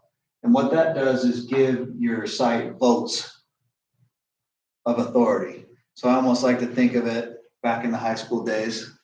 I'm sure you were like prom king, voted most popular, most likely to succeed. His hair. I was voted most likely to be cleaning pools for wealthy old women. That's not a bad award either, but so you can think of backlinks almost as popularity votes, but for your website. So, your website's going to be the prom king, most popular man on campus, if you have the right kind of links. In a perfect world, New York Times or ESPN or wherever would write an article about you and link to your site. And that would be massive because they're a huge, high trust, high domain authority site. But in a non-perfect world like we live in, this has to be kind of sweat, blood, and tears, hard work, building out a content network. And so you've got to have a team, and even large companies sometimes don't have the team necessary to build up that content network and be able to reach out to all these websites and sponsor good content and then have it linked back to their site. So when all these things are working together, that's when your rankings, like you'll get a good boost just in this first three, but the ongoing ranking rising magic happens here in your backlinks. So with the backlinks, it seems as if that part of the whole process has to be maintained daily, regularly, weekly, what kind of? Yeah, I would say having a good work deliverable flow monthly. So like on a lot of SEO plans, you'll do, depending on how aggressive you're being, it's 5 to 10, maybe 15 backlinks a month. In a really aggressive category or a nationwide campaign, then you're probably going to want a little more action happening there. But if you're a really niche local, then maybe even 3 to 5 backlinks is enough to keep things moving up for you. But the biggest thing is the quality over quantity. Back in the day, it was all about quantity, hundreds of links a month. Our original programs, even, in our company, before all these algorithm updates, were tons and tons of links. But then we had to adapt and say, okay, is the content all handwritten? Is it not being spun? What are the sites that we're posting it to? Is it going to look good to Google? Is it going to look natural and flow well? So it's all those things that you have to take into account to make sure you're getting the most out of it. Yeah, good question.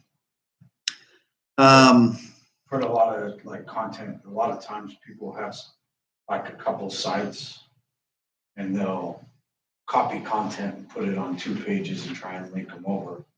But here, when Google reads duplicate content, the same exact content on 2 pages, it downgrades them both. Is that true? Yeah, duplicate content's kind of a no-no. We run into this a lot there's certain companies that build industry-specific sites, and they're building hundreds of websites for like a podiatrist, foot doctor. Yeah. But they're copying content and having it on all these sites. So who does Google know as the authority? They'll just discount it all because it's all exactly matching. And so they're after good user experience. And if your site is plagiarizing just everything else, then it's not a great experience for the user. So yeah, good question. Try to avoid duplicate content wherever possible. one of the main questions that we hit on in the first is transparency with SEO. So how do we measure success? What does that look like?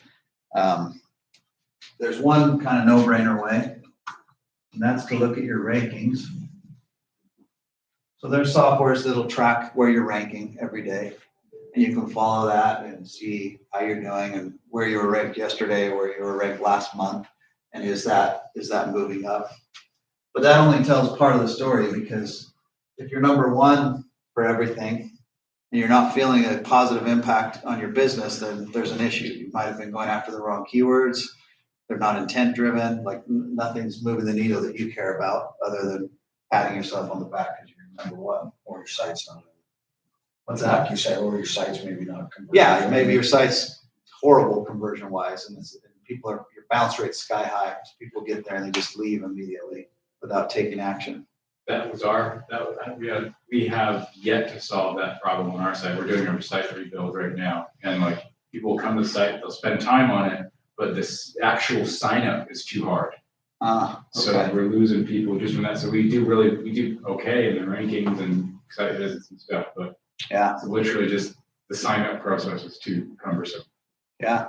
Well, good that you identified it, and Hopefully hopefully. it could help you with that. Yeah. That's right. I only work with people who golf really well. And have a See who comes out on top We'll find out today. Who's gonna win the bid? So the second, which is probably, obviously more important, is organic traffic. So in Google Analytics, it'll segment out your attribution, and you'll know exactly how much traffic is coming to your site, direct or paid or from referral or social media. And there's a whole section for organic traffic. It's a really important one to keep your eye on, because as we talked about, organic traffic converts very, very well. So usually the more organic traffic a site gets, the healthier it's going to be. And so an ideal percentage of what we would like to see for organic traffic is above 50%. So a lot of these websites we'll look at that don't have a lot of traffic, and their organic traffic's only 20 or 30%, and most of it's direct, because it's just people that already know about them. So do you find out that information more from secondary softwares, or is it from webmaster tools? Right in Google Analytics. So Google webmaster tools. Yep. Google Analytics is a free tool. Yeah. Sometimes people have to remind themselves that it is a free tool because maybe it's not as robust. Sometimes businesses grow to a stage where they might need even a better analytic solution. So they go to a paid. Yeah. Yeah. And there's a bunch of, BI systems, different things available, but at its base level, Google Analytics can do a lot to show a business owner how their health is, how their website's doing. And so organic traffic and showing that month over month, because in theory, if your rankings are going up, this should be going up as well. So every month you should be increasing in organic traffic as your rankings go up. There's a client that I'm thinking of that we have that their very first month working with them was they had 800 organic traffic. And 2 years later, when we had them dominating for the state of Utah for a bunch of awesome terms, their organic traffic was over 5,000. So imagine the impact on that business, because this wasn't a low ticket item either. Like this was, a mortgage company that was, doing really, really, really well. So organic traffic makes a big difference in how you measure success. If you're an e-commerce site, I would also tie revenue into that. So, on e-commerce, you can track where your revenue is coming from your site. You can see what channels it's coming from. And that should go hand in hand as well, where if you're getting more organic traffic, you should be getting more revenue. So for any e-com clients that we bring on, we want to set up benchmarks to say, where are you now? How much organic revenue are you doing? And what does it look like if we 2x that or 3x that? And how long is it going to take to get there? So that brings us to expectations. A lot of times a very common question will be, how long is it going to take? When am I going to start seeing the benefits of doing SEO? And if someone is realistic with you, they'll say, I'm not gonna lie, it's gonna take a good amount of patience because you're gonna be paying money to do a strategy that you're not gonna feel the fruits of for a little while. And depending on the campaign and the competition, like if you came to me and said, I wanna be the #1 plastic surgeon in Utah, I would say, get a healthy budget and buckle up. It's gonna be a little bit because there's, plastic surgeons that have been at the game for years and years and paying a lot of money to be there. Personal injury attorneys, same type of thing. So there's very competitive industries. But what I typically say in terms of expectations is that by the end of month 2 or 3, you should see your rankings starting to go up. And you should see that you're on the right path. But it may only be going from being nowhere on the 10 pages to being page 5. But you know that you're kind of getting there. And then depending on, again, if it's a local campaign, pretty niche, 4 to 6 months is reasonable to say, I'm gonna start getting turns on the first page, and then I'm gonna start seeing more organic traffic. If it's a national campaign or a really competitive heading, it might be 7 to 10 months. But usually if someone's given it a solid year and they're not feeling any of this yet, and their budget was in a way where it has enough workflow to get results, then I would say there's a problem.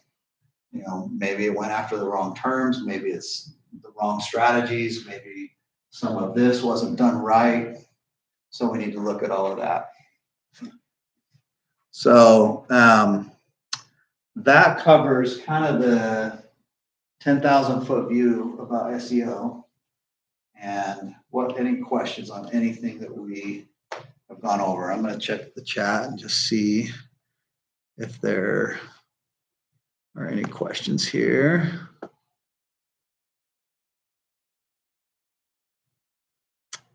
No questions on chat, so I think we're okay there.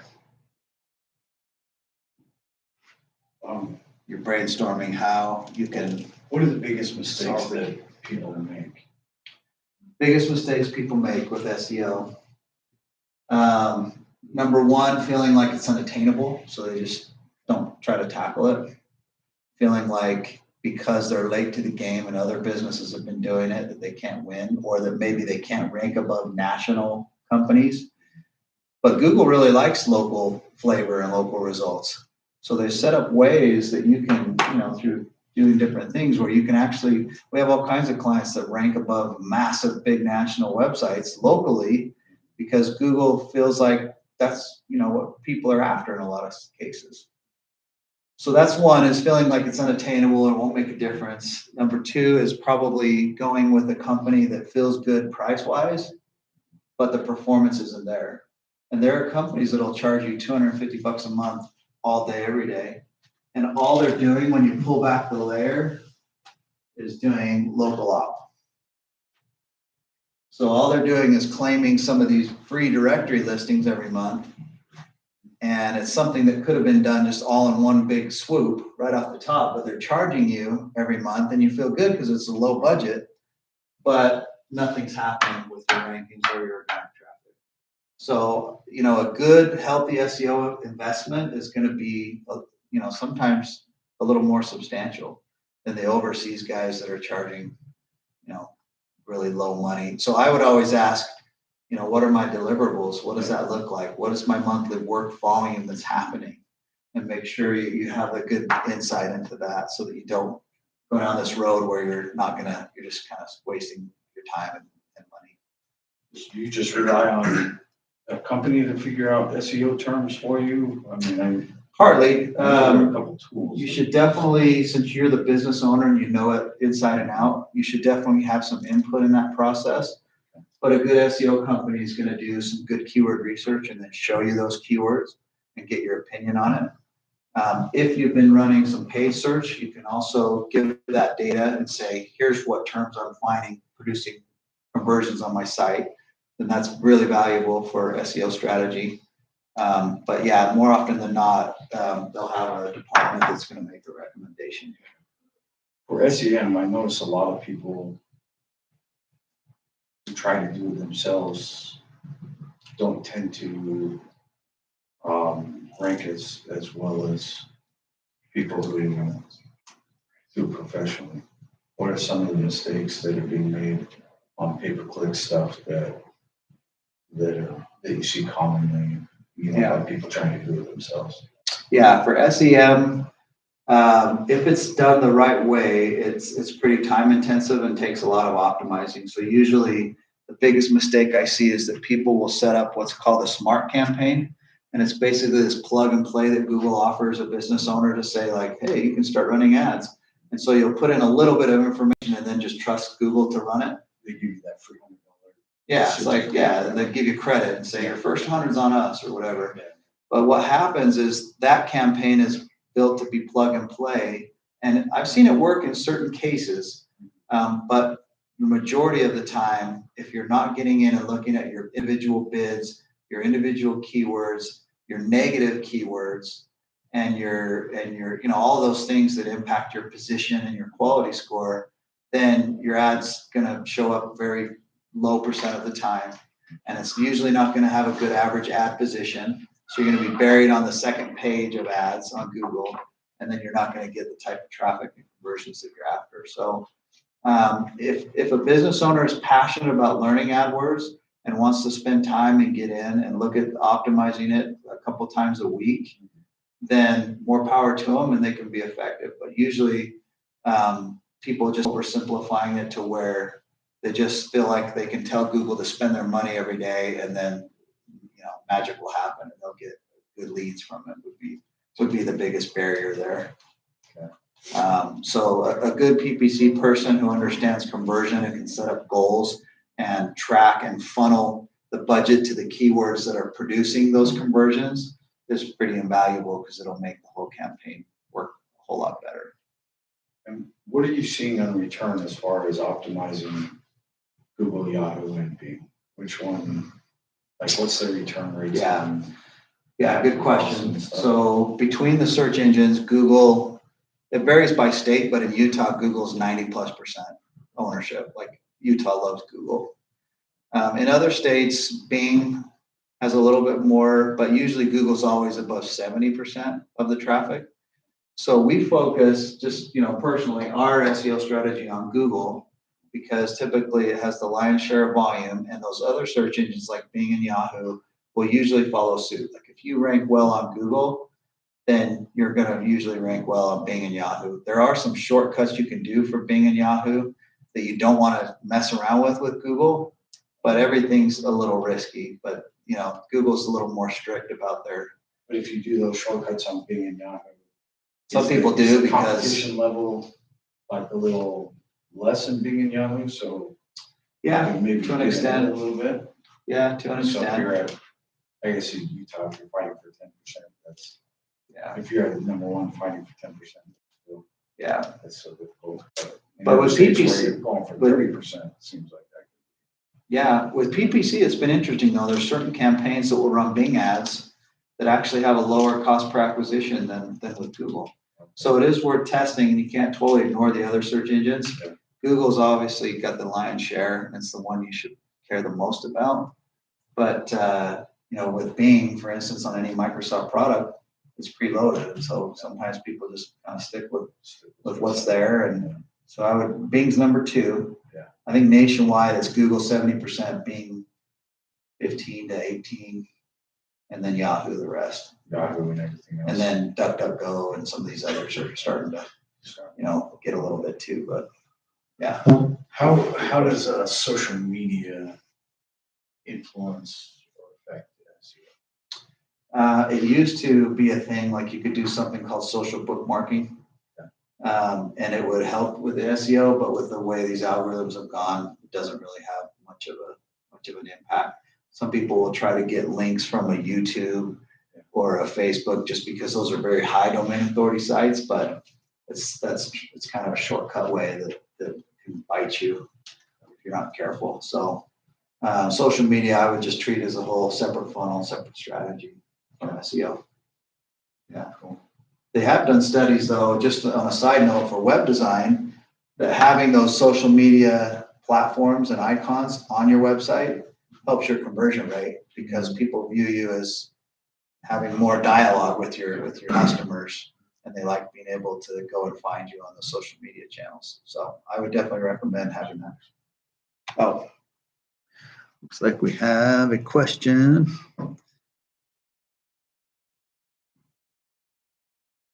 Okay, yeah, we had a question come in about a website versus a landing page.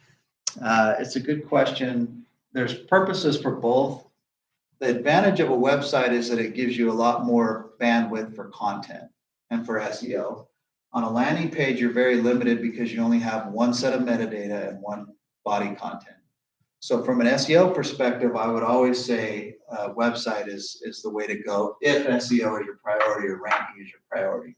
Now, if you're relying on paid ads to get all of your traffic, then sometimes a landing page can be okay. If it's done really well, it's clean and simple, and it's performing, then that's not necessarily, that's not a bad thing.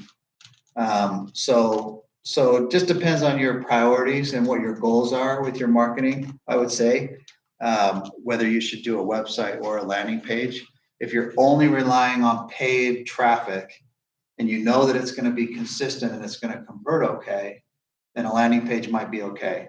But if organic ranking is a strategy, then I'd always say website, because you have way more areas for content, metadata, all of those things that are important. So yeah, good question.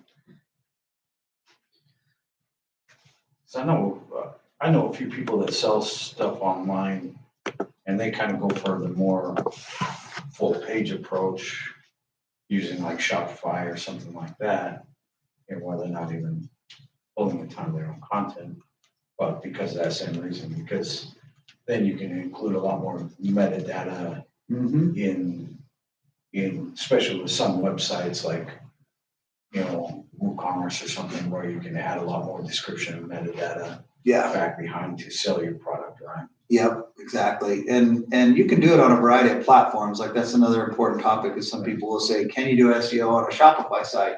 Or can you do it on a Wix site? All of those platforms are becoming better. It used to be that the self-builder sites like Wix and Weebly struggled with SEO, and they still do to an extent. WordPress is typically the most SEO-friendly platform. But the others have caught on to say, like, it used to be like you'd only get one set of metadata for the whole site. And so you couldn't optimize metadata on all the sub pages. But now I think they've made improvements to where it's getting better, and you can do a better job of SEO with those. But we even have like paid search campaigns, SEM campaigns, where we'll look at the site and we feel like maybe it's not conversion friendly enough. So we'll actually create a landing page ourselves to drive the paid search traffic to, because then we have more control over owning the conversion. And if we've set up the landing page and we know that it's clean and simple and there's a clear path to conversion, then we can own the results a little bit more, rather than saying, oh, we gave you the traffic, it went to your site, not our fault, nothing happened with it. So sometimes we'll actually create a landing page if we feel like there's a need and the site's not going to convert in a way that we want. So, but usually, so I've always kind of felt like both were better than just one or the other. Yeah, right, for sure. I would encourage people to have a good, robust website for SEO, and within that website, have a leader page, have a splash page, have a landing page, and use that for certain campaigns. You could have multiple landing pages depending on what message you're going after or what strategy. What keywords you're going after. Yep. Do your A/B testing on design and stuff like that. The biggest pitfall is that people don't think of, like, people have short attention spans, and if they go to a website and you're not telling them what it is you want them to see and what you want them to do, then they're going to get lost and they're going to bounce. And so, another question that came in. Let me see. Let me see here. Yeah. So I think we spoke to that. So cool. Any other questions, thoughts? Impromptu songs? And I would think that services as a coach, like, for SEO, you'd want to have a little bit more information and be able to tell a lot more of your story. Yeah. One other, I guess, last point that I was thinking of that I wanted to touch on is, one good part of SEO too, that's kind of in this realm, but it's ongoing, is blog content. Google likes to see fresh content. So having a strategy for your blogs is really good. And by strategy, I mean, if you're gonna take the time to write a blog post, write it about the keywords that you're going after, and then do some interlinking. So if you're writing a blog about this subject of your business, link to that page in the blog, something that Google likes to see. And also there's this section on Google called People Also Ask. That's becoming a really cool area where you can go and do a search related to your business and see what Google is suggesting that people are asking about. And then guess what? You write blogs about those questions or FAQ pages about those questions.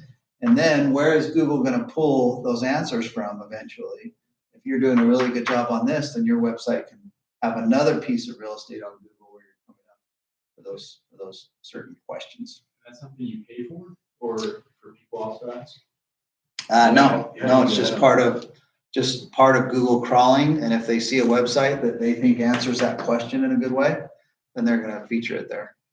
So it's just an additional area for you to be on SEO. And Google's changing frequently. Like within the last couple of years, they have a whole section called Google Local Services that you'll see on a lot of headings where it's this very top bar that's Google guaranteed. And so Google makes a company verify their information and do background checks. And then Google's going to insure that business up to like $2,000, I think, for the customer because they feel like it's a reputable business. And so that's why they're featuring it there. And so in some categories, they're new enough that you don't really have any businesses competing much there. So it's a good place. Like I was talking to a financial planner the other day, and there's only like 3 of them for Salt Lake City in the Google guaranteed section. So I'm like, dude, get like verified and do the background check and start running ads there, and you're probably going to do really well. So yeah, just kind of stay on top of the different things that Google's featuring and what they're doing. So cool. Wonderful.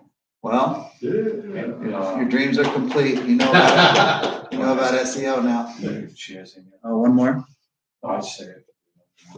Oh yeah. What do I do here? End stream. Oh, no. Oh, no. Hit the nuke button. Yeah. I'll just turn my mic off so we don't need Yeah, the likes from this camera. it. Cool. Yeah. On.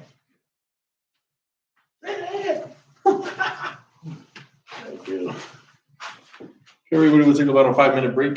2:25. We'll get back at what, 2:30? Come back at 2:30 local time, then we'll go on from there. We'll finish off our last bit, and we'll be doing that with Adam. Okay, thanks.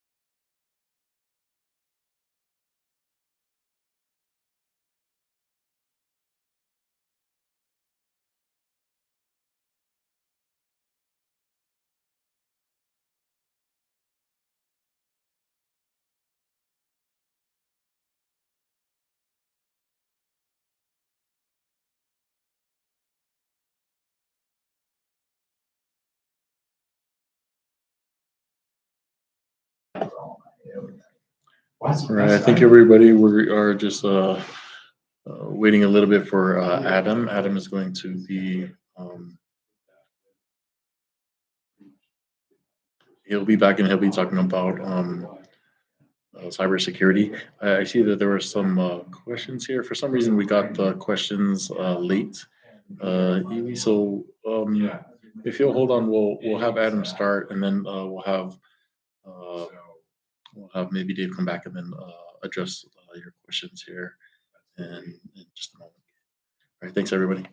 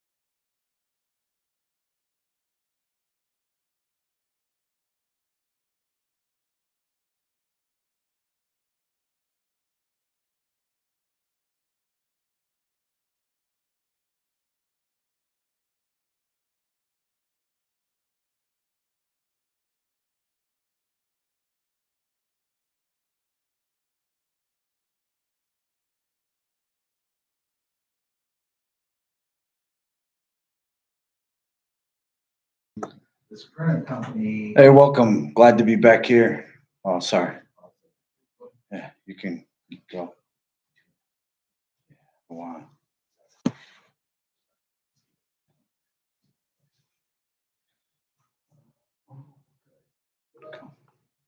Okay, so our topic that we wanted to go over was cybersecurity, and we have an IT company who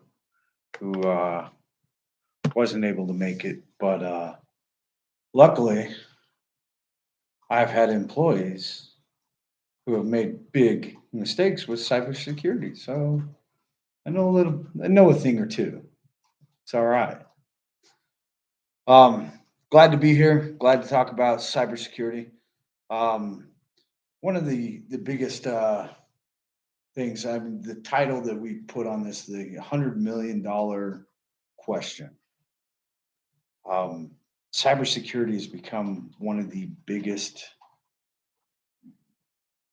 money makers in the world. It has become a massive $100 million business. I think it's into the billions now, yearly, where money is being taken and companies are being scammed, companies are being hacked, being hit with ransomware.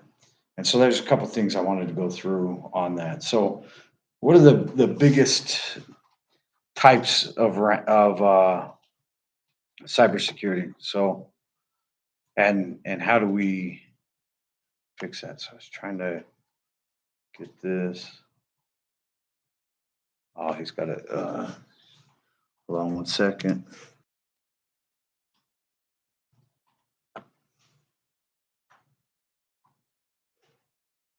Love when you're using somebody else's computer again.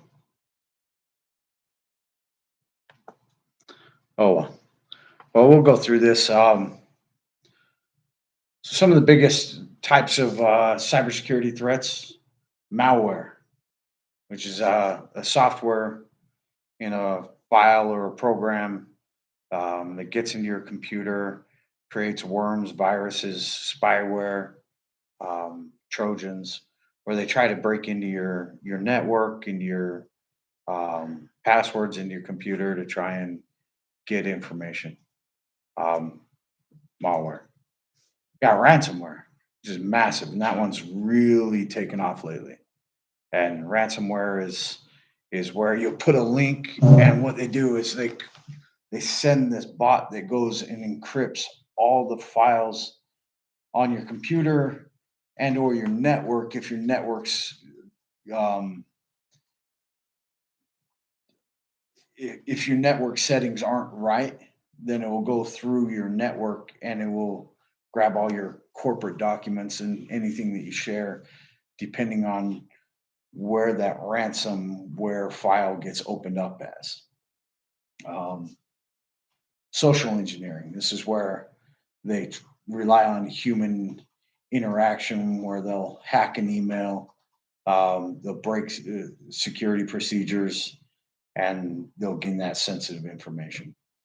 Phishing this is where they create emails or text message to try and get you to send information that they'll use that information to steal sensitive data, credit card or login information. And so those are kind of the biggest ones. With servers, you'll have different things like DDoS attacks, which I mentioned, which are distributed denial of services, where they're trying to attack your server, flooding with targets with messages and connection requests and packets, and trying to gain access to your server. And then there are other different types of server attacks, but we're going to focus on these biggest one. Who knows what the number one cause or breakdown in cybersecurity is? Employee emails. Yeah, you remember our Thursday conversation from a little while ago. The biggest threat or vulnerability in any network is ourselves, is our staff, It's us. And generally, emails is the biggest target. So ransomware is one. This is one I had a receptionist. She got an email and it said fax, and it said your fax. She thought it was one of ours or your scan, but our faxes and our scans came in with a different heading, and it all came in with the same heading, and she should have known that it was not one of our faxes or scans just by looking at it. But she clicked to open it because the title was off-putting, or it wasn't off-putting. It seemed safe. It was okay. I'll just click on it. You go through, you get into a groove, and you think, okay, that's safe. I'm going to click on that. She clicked on it, opened up a ransomware, and immediately it started to decode or encrypt all of the files on her computer.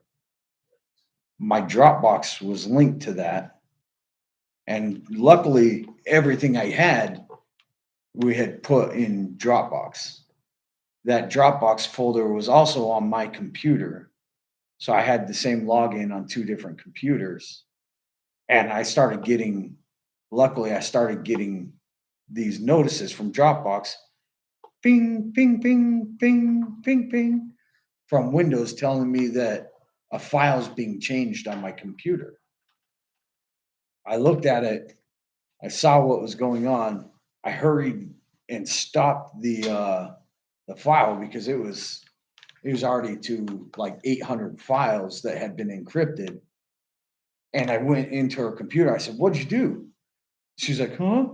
She didn't even realize that what she had clicked was now changing all the files in there and encrypting them.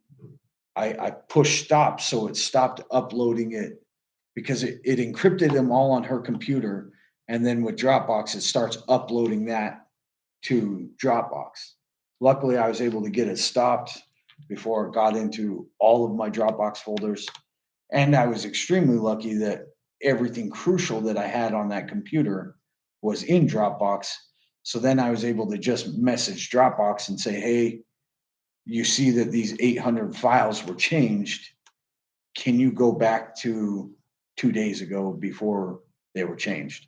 I lost a few days of work, nothing that was, too insane. And then luckily for me, it stayed on that one computer because of the way I had my network configured. And so all I did was I just blasted that computer. I didn't care about the rest of the stuff, the ransomware, and that the ransomware had encrypted, and I just re-wiped the whole computer. I took it down, I wiped it a few times and got rid of everything on the computer, reloaded Windows, redid everything. That was my workaround in that situation. I was extremely lucky that that was my situation. I have known another company, a big insurance company, who had talked to their IT specialist, their in-house IT person, said, "Hey, we want to make sure that we're, protected from ransomware." It's like, "Oh yeah, we're good. Everything's okay." They went through that. Somebody clicked on an email, kind of a similar thing, clicked on the attachment, dropped into their system, encrypted their whole system. In a big, huge insurance company, that's not good. I think they ended up paying like $300,000 or something to get everything decrypted. So this ransomware is a big issue, and if you don't have your network right, it could affect your whole company. So this whole company was stopped almost out of work because every single file on their system had ransomware on it, was encrypted, and they had to pay to get the decryption key.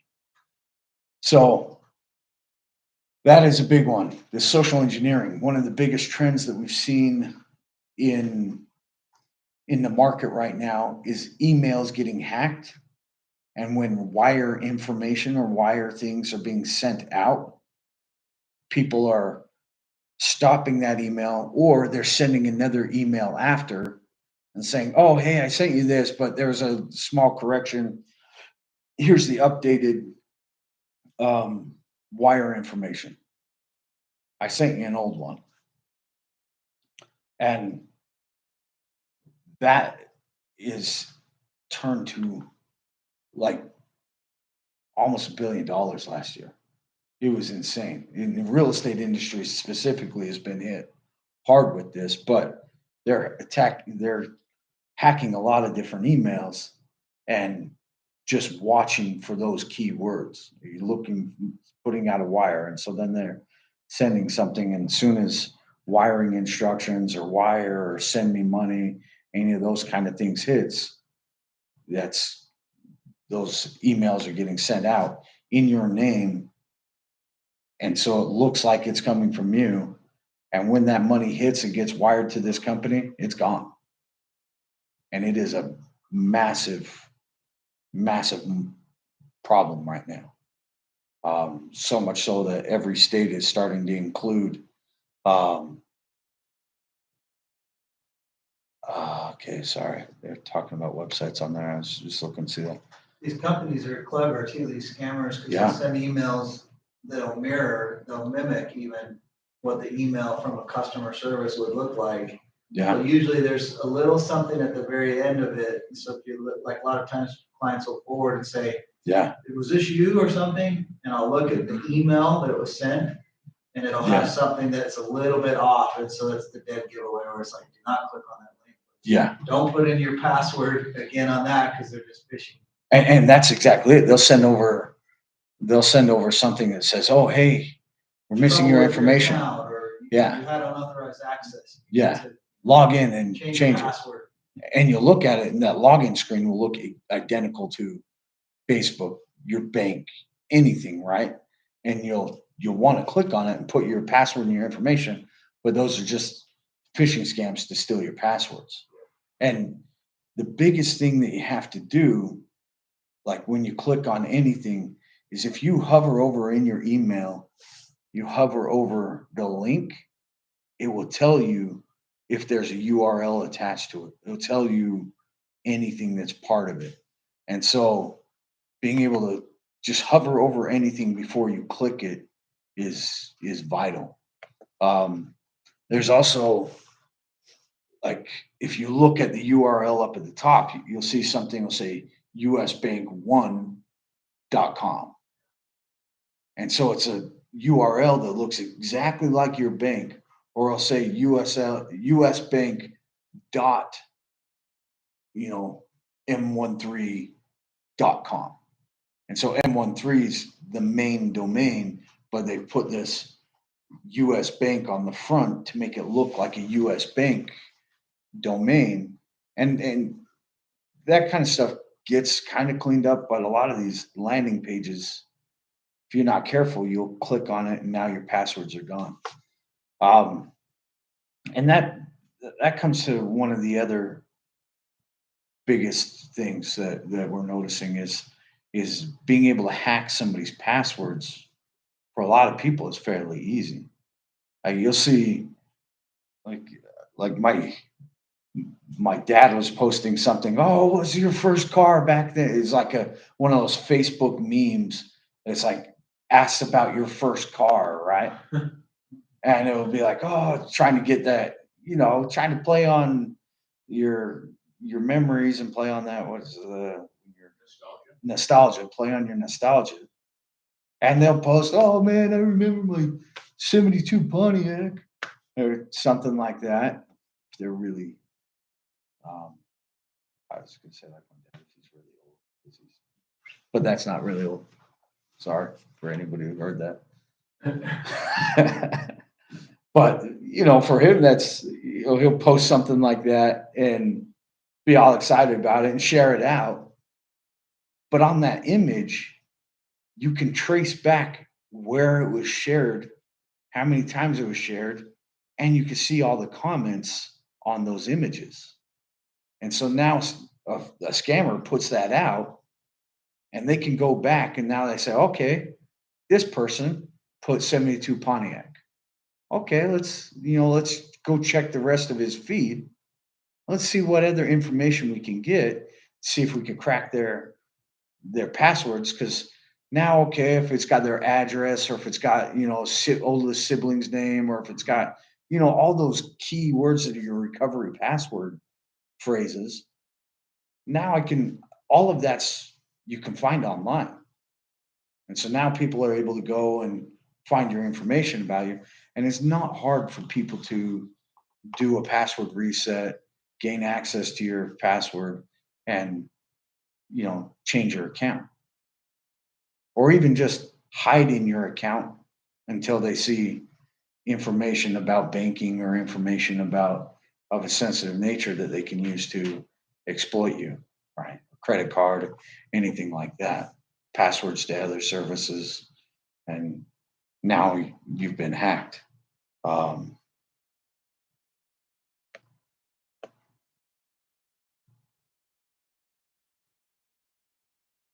So is the solution just getting the elderly off the internet?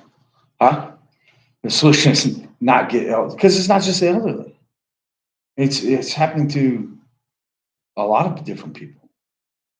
Because you click on a link, you think oh man, it took me to Facebook. I got to relog in. You're already logged in on another tab, and you think about, okay, now I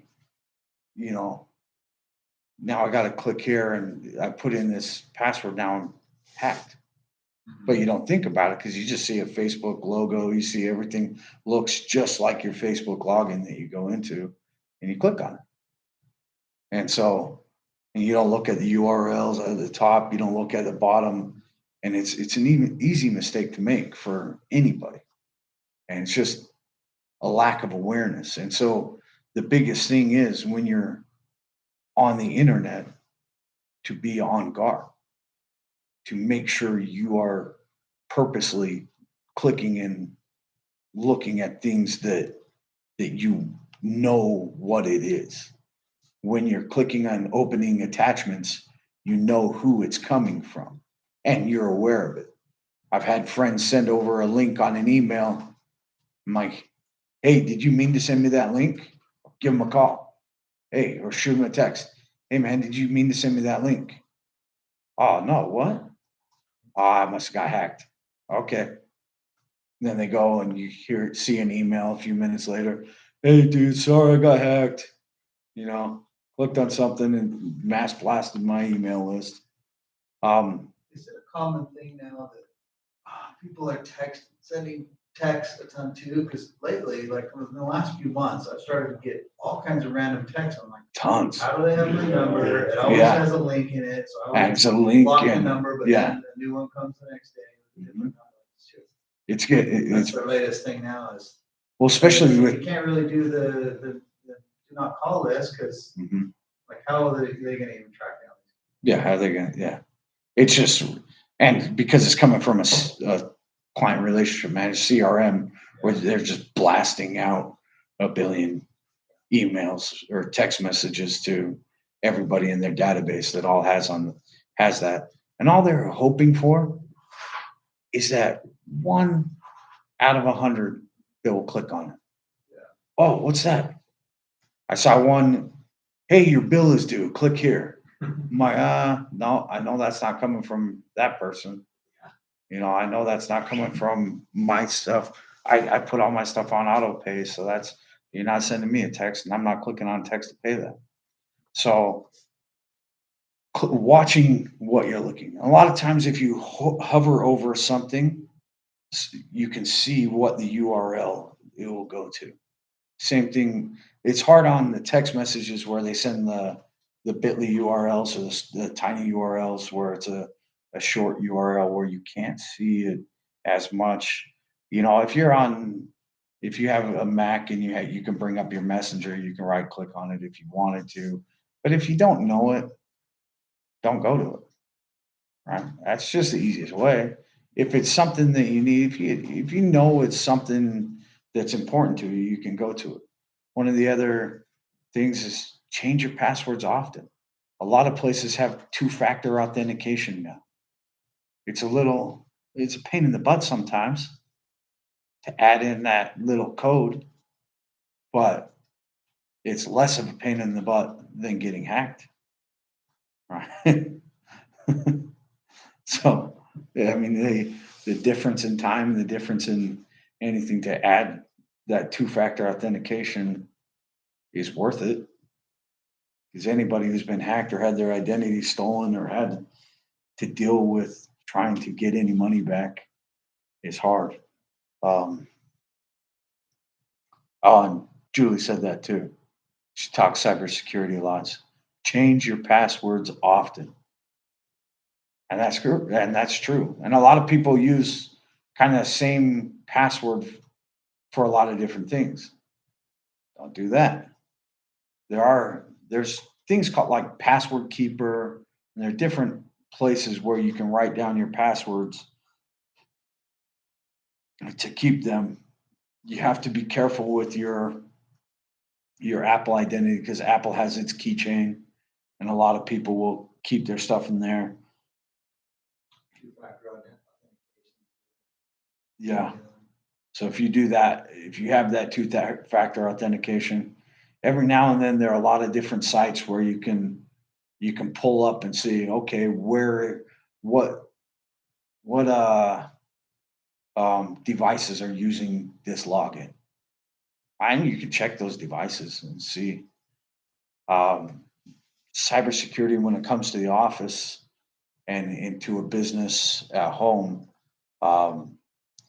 is crucial, and a lot of times people come to your office and you'll say, what's your password? And this is one that our cyber guy spoke about, a while ago, is that even on doing a guest Wi-Fi, having a guest Wi-Fi, somebody can open up all your computer and see everything in your main computer. They went to a tire company and they said, "Oh, what's the guest password for your Wi-Fi?" Because they had a guest Wi-Fi.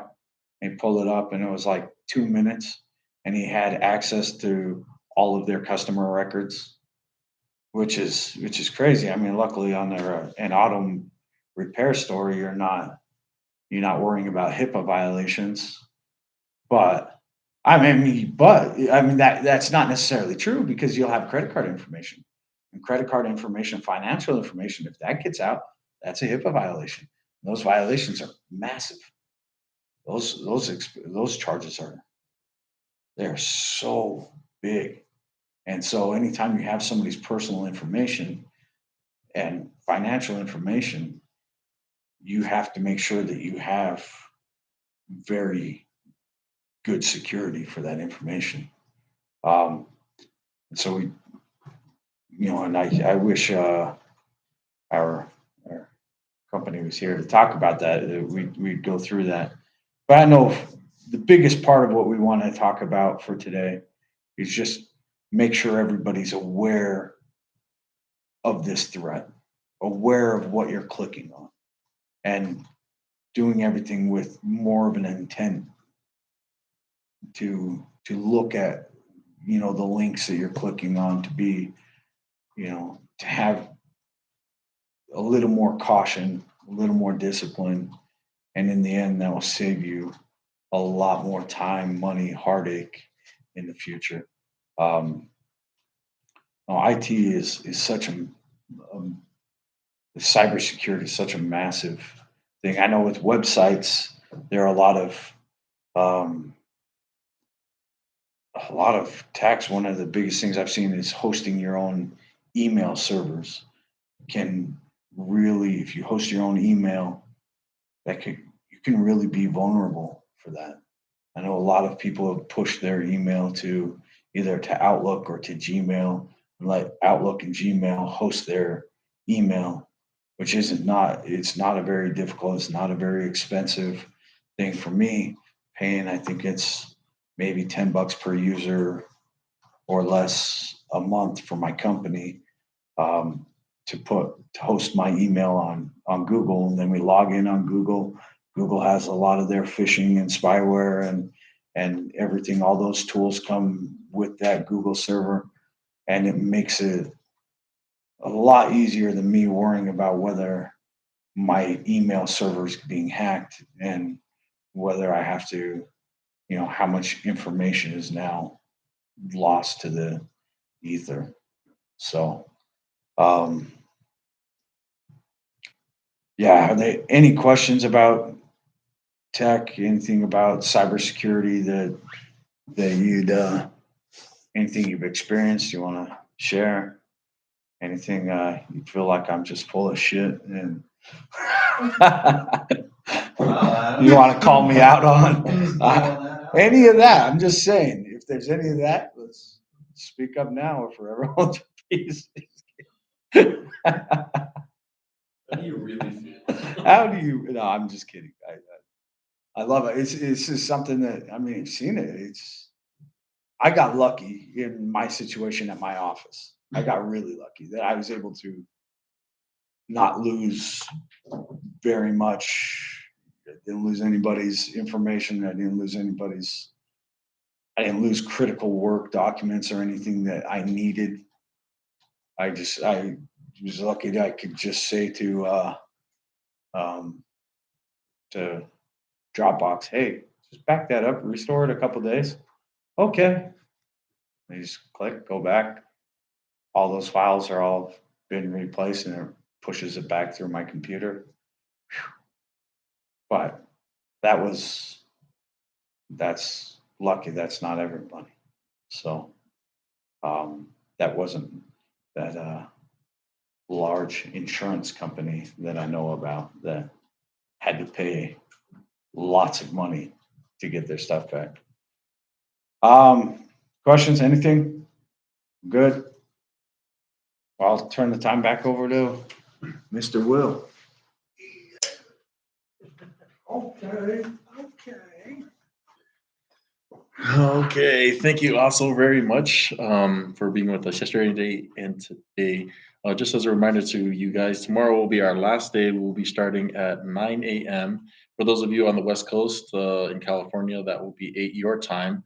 But I will send out an email to everybody here with that link. This time we're going to be doing Zoom, so that way when we'll start on time. No issues should happen. We'll make sure that we're here before, hopefully 10 minutes before the hour, just to make sure that everything is good. And then we will start and we will just get moving. And if any of you guys have any questions from yesterday and today's topics, please let us know on the chat, and we will do our best to get to you and make sure that you guys we have a good discussion. Okay, so thank you also very much. We will see you guys tomorrow morning, and please be safe, and we'll see you tomorrow. Thanks.